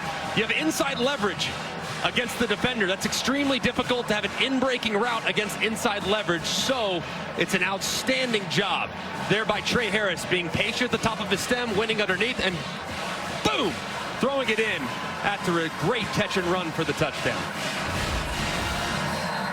Are you surprised they blitzed? They've been getting pressure without blitzing. Not surprised they blitzed, because they did that a little earlier and disrupted some of the rhythm, but the coverage that time, to have inside leverage to get beat inside, that's tough. That's tough to explain as a defensive back. So just a better route's going to beat great coverage every single time. But the catch and run was outstanding by Harris. 10 catches, 170 yards for Trey Harris, and the touchdown. He came into today the only player in the country with multiple games of 175 yards receiving this season. He'll likely get across that if he can add one more catch. Caden Davis. This one's returnable for Barrion Brown, and he slips down at the 15. One of the best kickoff returners in the history of the SEC. Here's Kevin. Sean Oxford's popping. Time now for our All-State check-in. Little Manhattan's popping here, Bo. DJ Giddens to the house, 66 yards. Yeah, DJ Giddens to the house, but really good job by the left tackle there, number 71, Easton Kilty with the block, and then he can do the rest to the house. Giddens averaging 22 yards per carry. Kansas State up 28-13. Back to you. And this crowd fully engaged again as Ole Miss has taken the lead. 5 seconds to go, third quarter. Kentucky from its own 15. And Vandegrift dropped for a loss. Princely Umanmielen made a couple of big plays today. That one's for a loss of 3, and it takes us to the end of the third quarter. ESPN's presentation of college football on ABC will return after this message. Coach, a huge touchdown on 4th and 7 gave your team and this stadium some life. How do you hold on to that momentum in the fourth quarter? The players came through, and that was good momentum there because we went down to the red zone twice, got a field goal and then a turnover. So it's good our defense got to stop. Momentum's changing. Now we got to finish these guys off. All right, thanks, Coach. All right, let's go.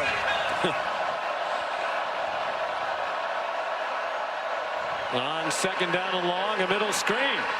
It's the tight end, Willie Rodriguez, off and running. And a first down that quiets this crowd out to the 38-yard line. That's the first career catch for the freshman from Taylor Mill, Kentucky. Absolutely love that design. A play they ran earlier, similar design where they rolled Vandegrift out to the right and hit a guy in the flat. Said they throw it back on the middle screen. There's plenty of room to work for Rodriguez. Brock Vandegrift, 15 out of 20 for 165. Deep handoff. Wilkins trying to get outside, and he could not. Swung down by Jared Ivey. It was Chris Paul who wouldn't let him get outside. Better known as Pooh Paul. Great play there by Paul. What an addition from Arkansas. I mean, to have a guy that's played at a high level in this conference, tremendous speed, recognition right there to make a play at the line of scrimmage. Yes, and where'd you get the nickname Pooh? He said, both my parents are nicknamed Pooh.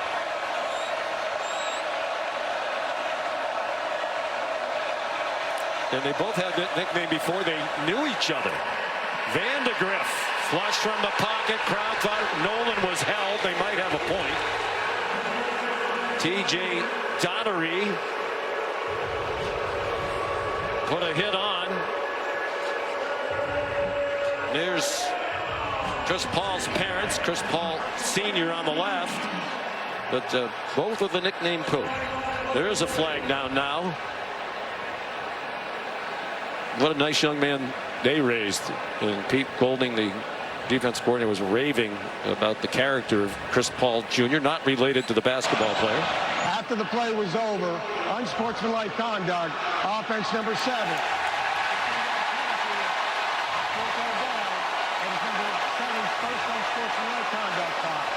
That is enormous against Barryon Brown.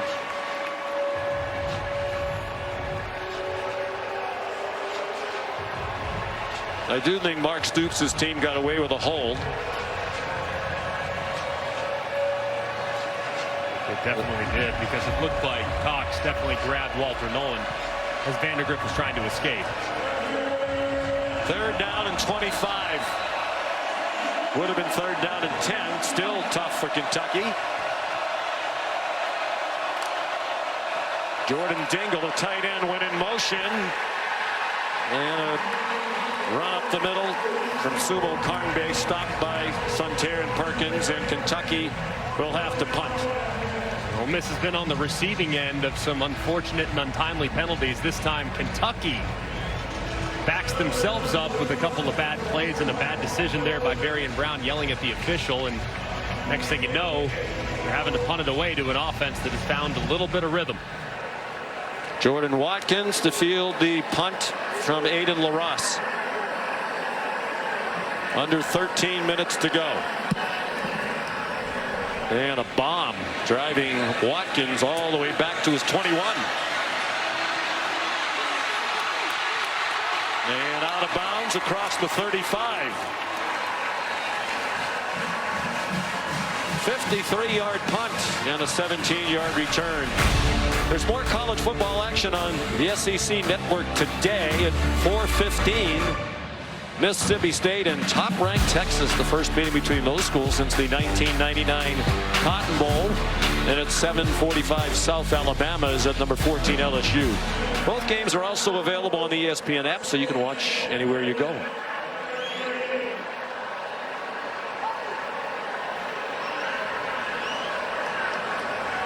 Jackson Dart 14 out of 20 passing for 207 and a touchdown. Sacked 3 times, all of those in the first half. Henry Parrish Jr.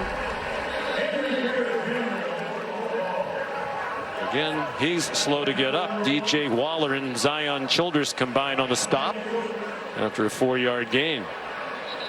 And again, it's the problem with his legs for Parrish.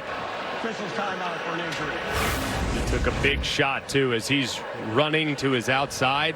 A big collision there with the defender Waller. Man, I mean, he has taken a bunch of big hits today. 12:28 to go for the week from Vaught Hemingway Stadium in Oxford, Mississippi. Capacity crowd of more than 64,000 here on homecoming. It's been a fight all day long. Ole Miss more than a 2-touchdown favorite, leading by 4. Henry Parrish did run off the field under his own power. Matt Jones, the ball carrier for no gain. Jamon Dumas Johnson, the transfer from Georgia, made the stop. Just a massive 3rd down here for Kentucky's defense. Last time in a get off the field situation, they decided to bring pressure. This time I'd imagine coverage because of the catch and run just given up by Brad White's defense.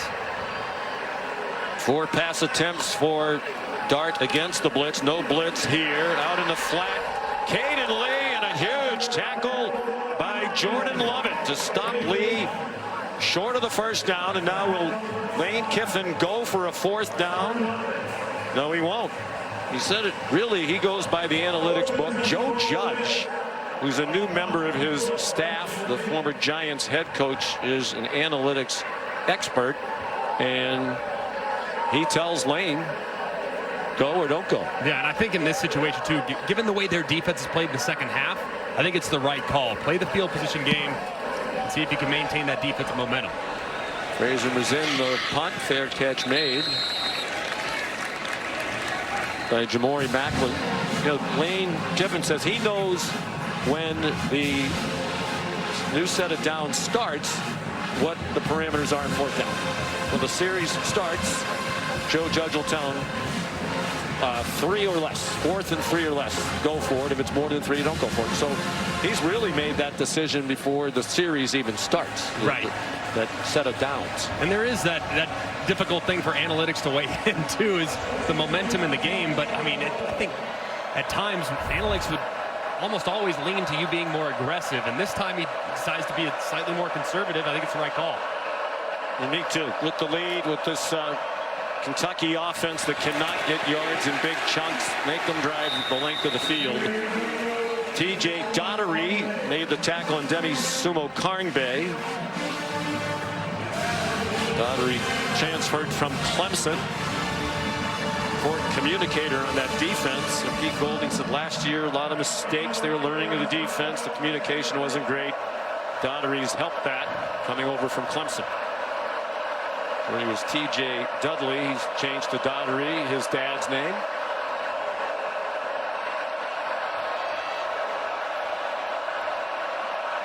Van de Griff up to the line a couple of times with the play clock down to 3. He wound up calling his own number, and he powered ahead to the 17-yard line. Are you surprised, Greg, they've gone away from a greater variety of the quarterback runs we saw that worked effectively with Wimsatt as well in the first half? Yeah, I think the jet sweep stuff has been pretty good. It's forced Ole Miss to flow, and they've kind of abandoned it. They've had a couple bad decisions with it too, but this is a massive down for them. After Lane Kiffin opts to punt it away, to go 3 and out would be significant. Van de Griff throws, caught in traffic.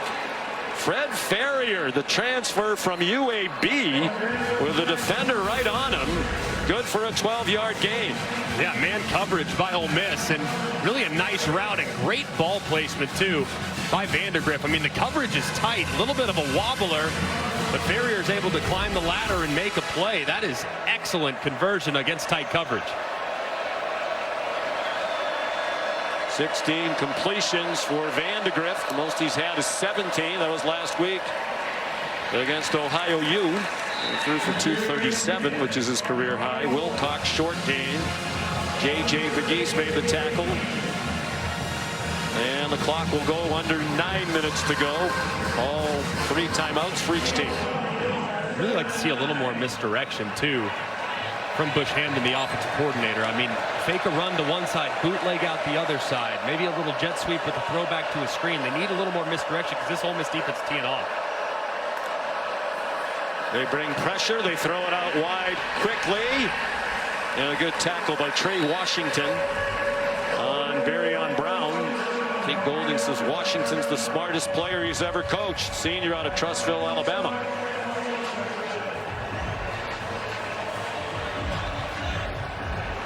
The go-to guy on third down really all season long for Ole Miss has been number 6, Dane Key. I mean, I think you got to look in his direction. You've got some man coverage. You've gotten quite a bit of looks, so I would be looking the direction of Dane Key here at the top of the bottom of the screen.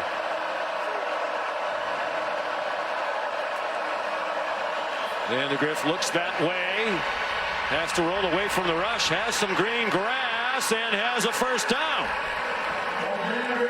Well, the coaches described him as a baller at the beginning of the year, and he has certainly lived up to that description. A 9-yard gain. And good recognition here, too, by Brock Vandegrift. Ole Miss goes for cover 2 man with 2 high safeties, man coverage underneath.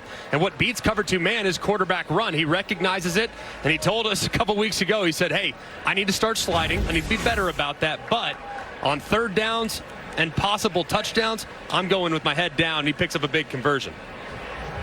Princely Umanmielen, the injured Ole Miss defender.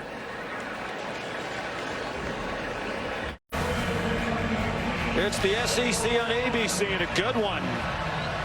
Number 6, Ole Miss, 4-0, leading Kentucky 17-13, nearly midway through the 4th quarter. 1st and 10, Cats from their own 42. Vandegrift running out of time, and it is incomplete, out of bounds. Intended for Jamori Macklin,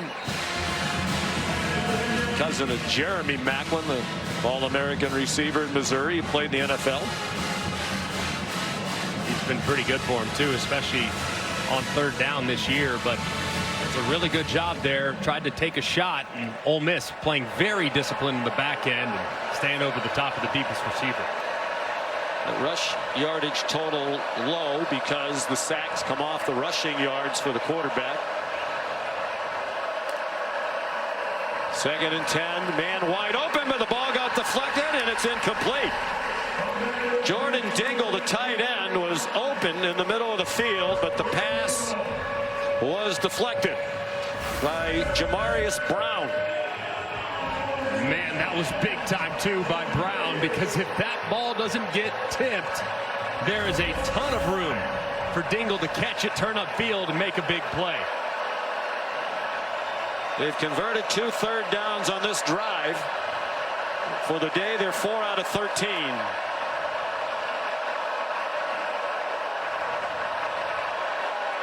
Third down and 10.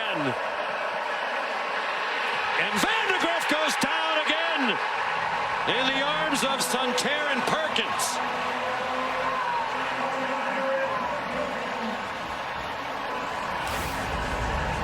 Well, they have a spy again. They ran this a little earlier, and you'll see momentarily as soon as that defender drops, look at how Farmer, the left tackle, or Ray, excuse me, the left guard, goes to help out his left tackle, which frees up Perkins to trigger, and he drops Vandegrift. Just great timing there on the spy blitz to drop Vandegrift for the punt. There's the pressure of Umanmielen from the right of Vandegrift that forced him to step up. Umanmielen just a couple of plays ago injured, walked off the field under his own power and looked pretty healthy on that rush. 35-yard punt by LaRosse and a fair catch by Jordan Watkins. Georgia and Alabama, still 6:40 to go here. Ole Miss first down with a 4-point lead. DJ Waller, immediate tackle on Trey Harris, who made his 11th catch for 177 yards receiving now and a touchdown.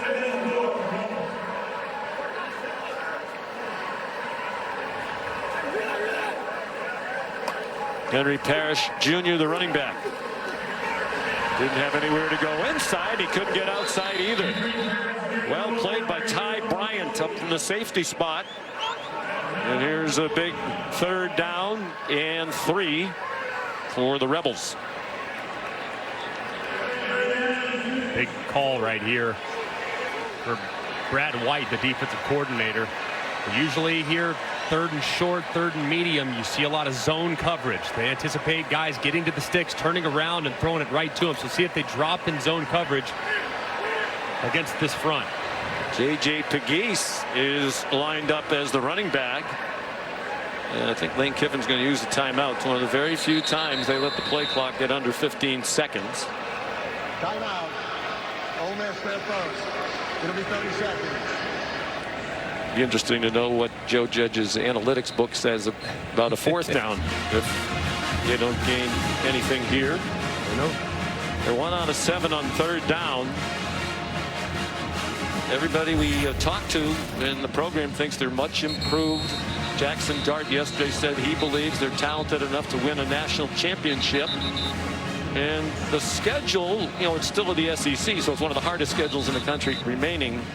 But they don't play some of the iron of the SEC. They don't play number 1 Texas or Alabama or Tennessee, all in the top 5. They don't play Missouri or A&M.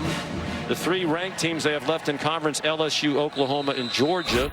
2 of the 3 of those come here to Vaught-Hemingway. Yeah, and really I think it's the next 2 weeks we're going to learn all we need to know about what they have. Obviously, physical team they're playing today, but the athleticism of South Carolina and the offense they'll have to play against in LSU in a couple weeks. 3rd down and 3. They fake the pitch out wide, and Dart is stopped short. And now what will that analytics book say? About 4th and 2 right now. Lane on 4th and 3 a moment ago decided to punt. I would anticipate much of the same. The defense has been outstanding for them so far today. At this point, I mean, anticipating Kentucky going the length of the field, something they have not done very often against quality competition this year, is not something that you would anticipate. So I like the idea to punt. The 5th of the day for Mazin, who had punted a total of 4 times in the first 4 games.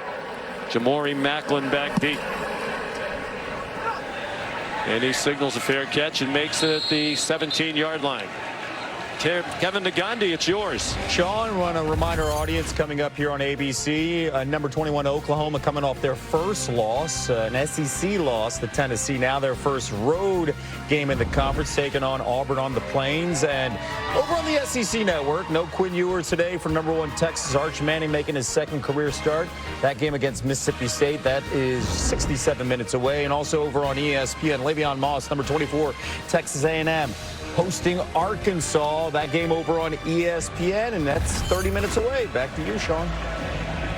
Well, why would you get out of your favorite comfortable chair today? Just stay right where you are, right through the Georgia-Alabama game tonight. Unless it's to go to the fridge, there's absolutely no reason to move. Under 5 minutes to go. Vandegrift, quick pass, broken up. Trying to get the slant to Dane Key. And it was Trey Amos in coverage.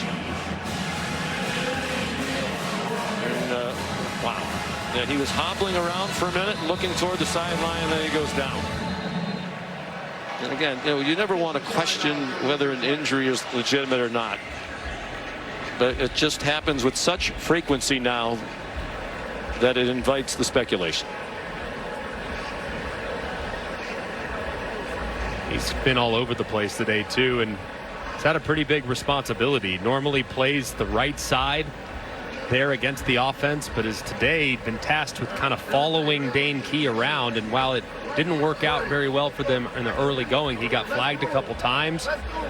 He has responded here in the second half with a much cleaner performance, and as a result, Dane Key's productivity here in the final 25 minutes really hasn't been very impactful. Walking off, not gingerly. Well, Pete Golding said yesterday, you know, he's their best corner. He can play one side of the field. They rotate typically at the other corner with Brandon Turnage and Isaiah Hamilton.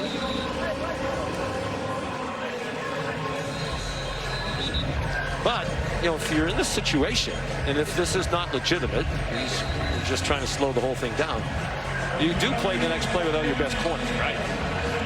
Might be a scenario, too, where you would put your fastest guy and take a shot on the guy that's coming off the bench.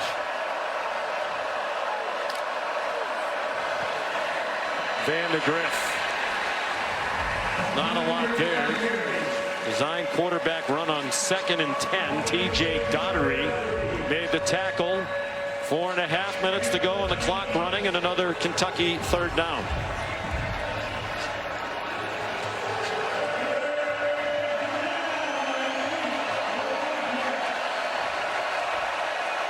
Demi Sumo Karnbe, the running back.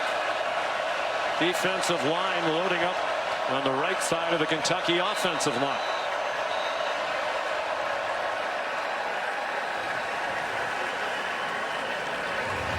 Ole Miss was in a very similar look to what they've actually sacked Vandegrift on multiple times. 3 down defensive linemen with number 4 Perkins lined up right over the guard in a spy position. It's gotten them twice. 2 sacks so far for Perkins, and that time looked like they might be looking at a 3rd sack, so wisely calling a timeout on a critical down and distance for Mark Stoops' offense.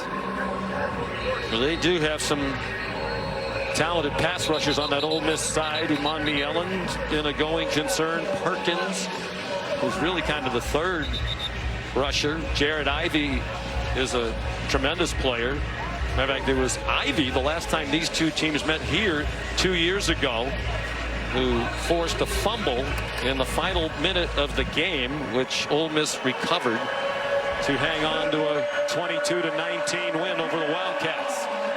Amos, not surprisingly, right back on the field on the near side by the numbers.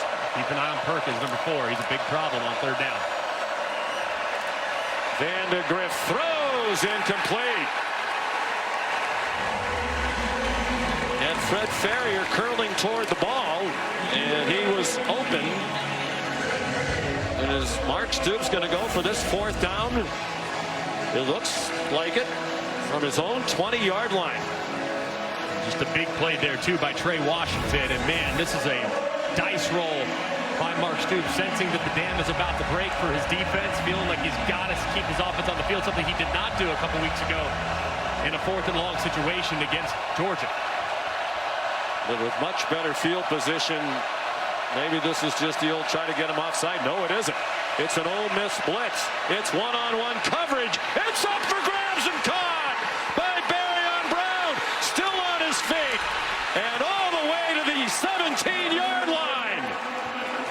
John Saunders saved the touchdown. The longest play of the year by far for the Kentucky offense. And how about the route by Barrion Brown? Said earlier, all it takes is one play for Brown to make a huge impact. He's been a little quiet today. He gets behind the defender, Hamilton, perfectly times the push off, reels it in, and the run after catch shows the explosiveness. Just an unbelievable dice roll on 4th and 8. And his playmaker Brown, who's been outstanding the last few years for Kentucky, makes him right and has the Cats knocking on the door. Previous longest play of the year was 46 yards, a pass play. That one for 63 when they absolutely had to have it. Jared Ivey having his left foot looked at. Wow, Brock Vandegrift given time by an offensive line that has had struggles from time to time this year, particularly against South Carolina. And he's now thrown for 243 yards with his longest completion. And here's Ivey, who's injured on the play. Coming around the edge. Sure exactly where it happened, but man, how about an unbelievable throw and catch. And the timing and being able to break free there at the last second is just next level stuff from Barrion Brown. Ivey walks off.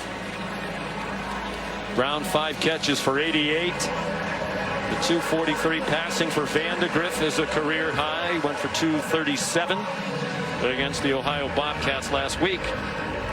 Who would have thought coming into the game that Kentucky would pass for more yards than Ole Miss? That is the situation right now. Certainly wouldn't have thought it either after the first drive, too, with how Jackson Dart started this game. But this Kentucky group is a resilient group that's becoming more aggressive. And you can see Brock Vandagriff hasn't exactly been lighting it up against SEC competition, but answering and responding in a big way today. Probably 4-down territory here at this juncture with the clock running toward 3 minutes. A field goal doesn't do them any good.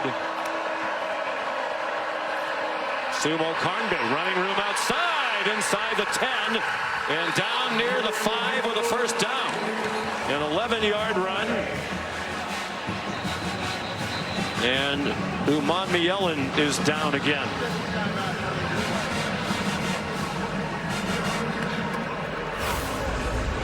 How about this counteraction right here? Just a great job.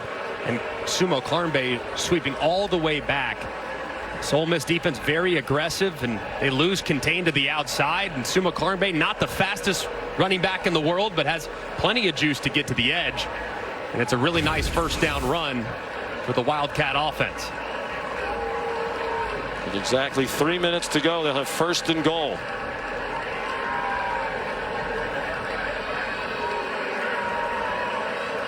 Umanmielen walking off again with a slight limp. He's been down a couple of times now today.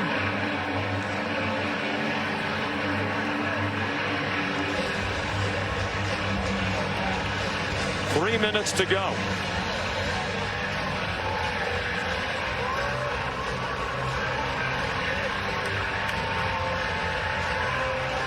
A 2-1 edge in time of possession for Kentucky. They've had the ball for 38 minutes and 14 seconds. Gavin Wimsatt is on the field now. Played a lot in the first half, not as much here. And you saw Vandagriff not in that huddle and already lined up wide to the right as a receiver. Played some receiver in high school. It's not likely they're going to throw it to him here.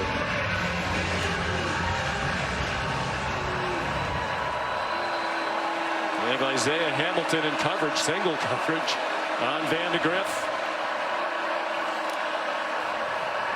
Wimsatt keeps it, following Sumo Karnbe, and the ball comes out into the end zone, and it's recovered for a touchdown by Josh Caddis.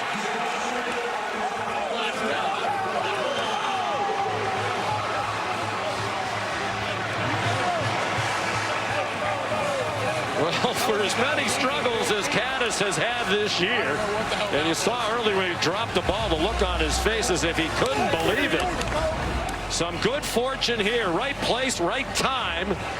After Wimsatt was stripped of the ball by Trey Washington. And Washington hits that helmet right on the football, and the ball pops up right into the awaiting arms of Josh Caddis. I mean, goodness gracious, the chaos there. The goal line was wild. And just extremely fortunate for Kentucky to have a guy waiting and uncovered to fall forward for pay dirt. When you struggle to score touchdowns, you'll take them any way you can get them.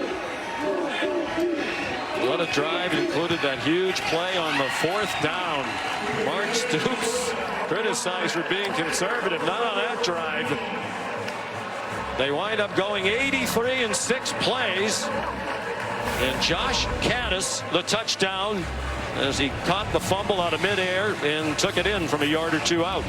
Just quarterback, little boss sweep with running back out inside. And like we said, I mean, you cannot hit the ball any better to dislodge it if you're Trey Washington, the safety, number 25. And just so unfortunate for Ole Miss to not have a guy there as they look on in agony after the unfortunate bounce in favor of the Cats. Caddis, a junior from Cincinnati, out of Moeller. His dad, Eric, played tight end in Michigan, 7 years in the NFL, mostly with Cincinnati. He has a brother, Justin, on this Kentucky team. What a way to take the lead.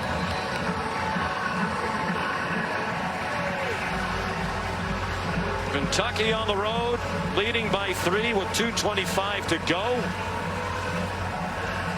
2 timeouts left for Ole Miss. And they do have a very strong-legged kicker in Caden Davis. Aiden LaRosse kicks off. 3rd lead change of this game. Ole Miss Miss will start from the 25. The WNBA playoffs continue tomorrow. A pair of game ones in the semifinals on ESPN and ABC. 3 o'clock on ABC, a rematch of last year's final. Las Vegas and New York, and then at 8:30 Connecticut against Minnesota. That's on ESPN. WNBA countdown tips off the game coverage before both games. A great year, best season in the WNBA. 1-34 on the road against top 10 opponents since 1980. That one win was last year. One of the very few highlights of the second half of last season. Jackson Dart, design run, and he's bottled up for a loss. J.J. Weaver, the first man there. A loss of 1. This crowd in silent disbelief.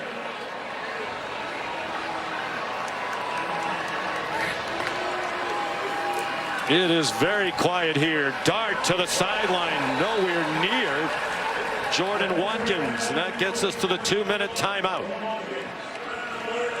1:57 to go. Can Kentucky pull off a big upset? It's times they've been to Oxford, haven't won here since 1978. Ole Miss riding a 7-game win streak back to last year. Only Missouri and Army have longer active winning streaks in FBS football. They've each won 8 in a row. The Rebels have won 10 straight here in Oxford. It's the 5th longest active home winning streak. They're 1 out of 8 on 3rd down, and this is the longest they've faced all day. Dart throws, and is it a catch? Yes, and what a catch by Harris. Dart got it off with a defender right in his face, and ooh. They're going to look at that one, I'm sure, in the replay booth. And now there's a Kentucky defender who is getting medical attention. Octavius Oxendine's had a good game. Generally a backup. The bigger question is this a catch? Because if it's not, it's 4th down and 11. If it is, it's a 1st down. Going to the ground. Does the ball move? Well, it pops back up in the air. Looks right there, like here, that it doesn't have either nose hand on it. Yes, you can right see it's there. moving right there as well. Yeah, I think this is definitely an incomplete pass. He doesn't stick the ball into his hands. It's loose there. He rolls over, touches the ground. That's incomplete. Yeah, still moving all the way through the end, too. So I think this is a big overturn potentially. Certainly looking like it's going to go in that direction, but just the pressure brought by Kentucky forced the low throw, and Harris can't go down there and save it. Right there, pretty clear. I mean, the ball's still moving. The ruling on the field was a catch for a 1st down. The previous play is under video review. They're just starting with that now.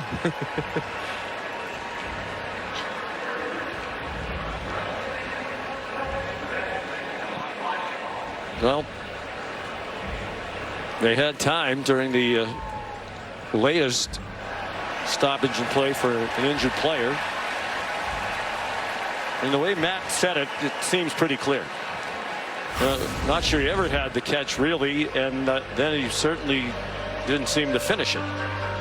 That's the thing. I mean, it can touch the ground, but you have to maintain control all the way through, and touches the ground, and the ball is still moving as he rolls over and finally secures it. But I think obviously indisputable video evidence beyond all doubt to overturn, but to me it looks like that no longer exists. If you watched the end of the game last night between Virginia Tech and Miami, they overturned the call at the end of the game despite no conclusive evidence to do so. Fair enough completely. So who knows? Who knows, but by the letter of the law, I think that ball hit the ground. I think it's going to be incomplete. After video review, the ruling is an incomplete pass. Crowd booing that that's the right call. And here comes the play of the game and the play of the season to date for Ole Miss, and perhaps one will have long-lasting implications given their aspirations for a conference championship and a national championship. They're going to put 5 seconds back on the clock, but it's 4th down and 11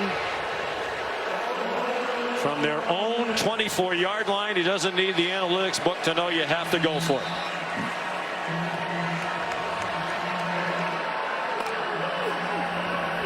Four-man rush. They don't get close to Dart, but he can't find anybody open. Throws on the run, and it is caught by Caden Prieskorn, the tight end, all the way to the Kentucky 34-yard line. 41 yards.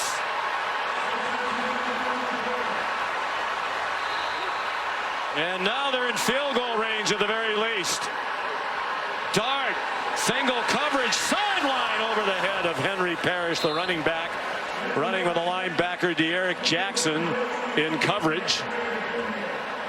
How about the catch by Prieskorn a moment ago? Dart throws up an absolute prayer. It looks like number 4, Christian Story, kind of loses track of the football and also loses track of the wide receiver. But Prieskorn, quiet in the passing game today, goes up and makes the play of the season for the Rebels. Just his 10th catch of the year, his first today. On 2nd and 10, Dart doesn't want to take a sack, get out of field goal range. He gets knocked down back at the 39-yard line by J.J. Weaver.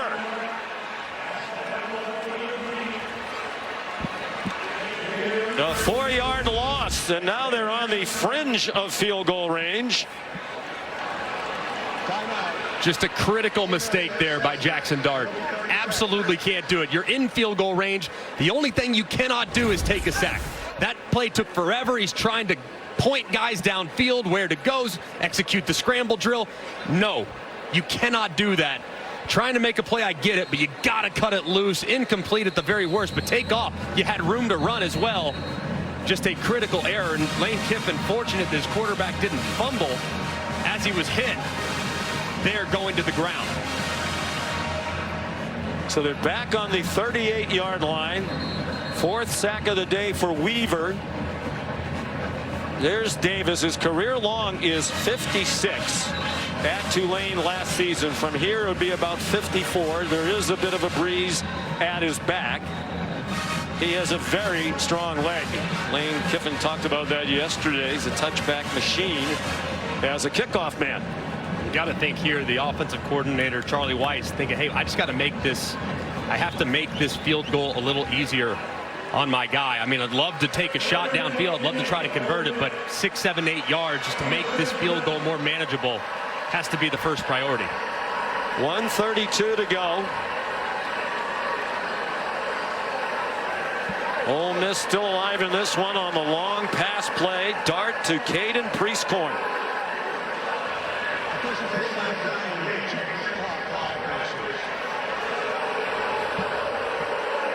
And just when they were about to run 3 plays in a row without anybody needing medical attention.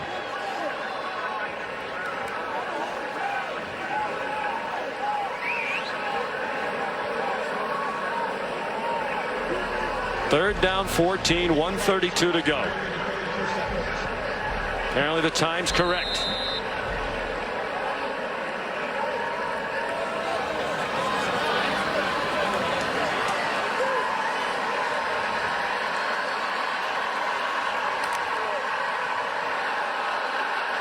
Flag down. Dart runs away from Weaver. Lost the football, but there is the flag in the air. Kentucky has recovered it. De'Eric Jackson banged it out. It looked like they were offside. What else can happen down the stretch? Offside. The defensive end was in the neutral zone. Wow. And just a critical mistake. The best player on Kentucky's team, Walker, jumps just a little bit early trying to create a pass rush. But if I'm Dart, I would have loved to have thrown it to the end zone there. I mean, you have a free play. Running it doesn't give you a whole lot there. It only opens up the possibility of you getting hit or something crazy happening. Man, heave it to the end zone, buy some time, and throw a Hail Mary. At the very least, it's much more comfortable field goal range now. It'd be about 50 yards from here. Davis, plenty of leg to make that. Can't take a sack here if you're Jackson Dart. Absolutely have to get the ball out.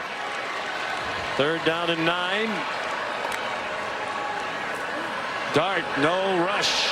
Takes the check down to Parrish. And he's run down at the 31-yard line by Jamon Dumas Johnson. Neither team compelled to stop the clock with a minute to go.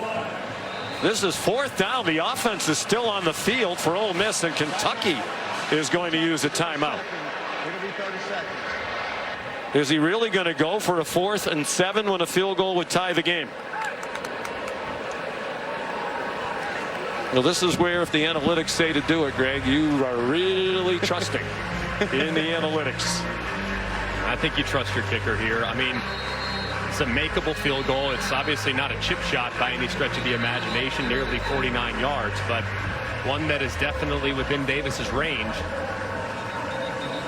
Davis is 7 out of 8 this year in field goals. His only miss was a 53-yarder, and they are sending him on.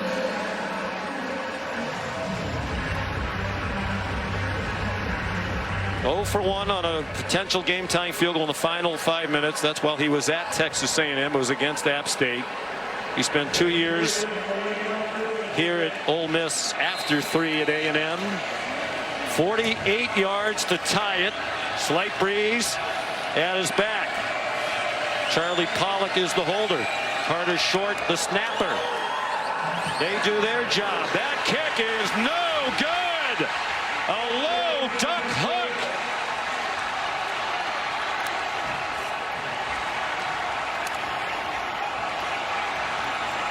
And Kentucky is going to win in Oxford for the first time since 1978. What a win for Mark Stoops. Take a look at the snap. Perfect snap. Holds good. And he just hooks it left. From distance on the right hash. Knew it immediately with the reaction. And it's asking a lot for your kicker to kick a game-tying field goal from 49 yards at the college level, but Mark Stoops looks on, has to be so proud of the effort from his team, close a couple weeks ago, and just an incredible performance. You don't have any problem with them trying the field goal, right? Not at all. And victory formation. So they went to that rope-a-dope style against Georgia. It almost paid off. They lost by 1. Ole Miss is going to use his last timeout, make them snap the ball one last time. Snap and hold look perfect.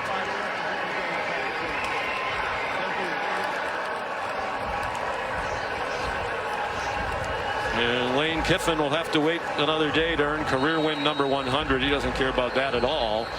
But it's a big loss for a team with aspirations of winning the conference, playing for a national championship. And to lose this home game with, as we said, not the hardest SEC schedule, but a lot of tough games left. They put themselves in a tough spot going forward. Yeah, they did. I mean, this was one that you would not have expected. I mean, with their tempo and the way that they can put pressure on the opposing defense, home field, fresh legs, having played and really crushed everybody. It's just a shocking performance, but credit to Kentucky with just an outstanding run. Yeah, great plan. You know, they know their limitations. They played to their strengths, and credit to the players who executed beautifully. Highest ranked road win for Kentucky since 1977 when they beat number 4 Penn State.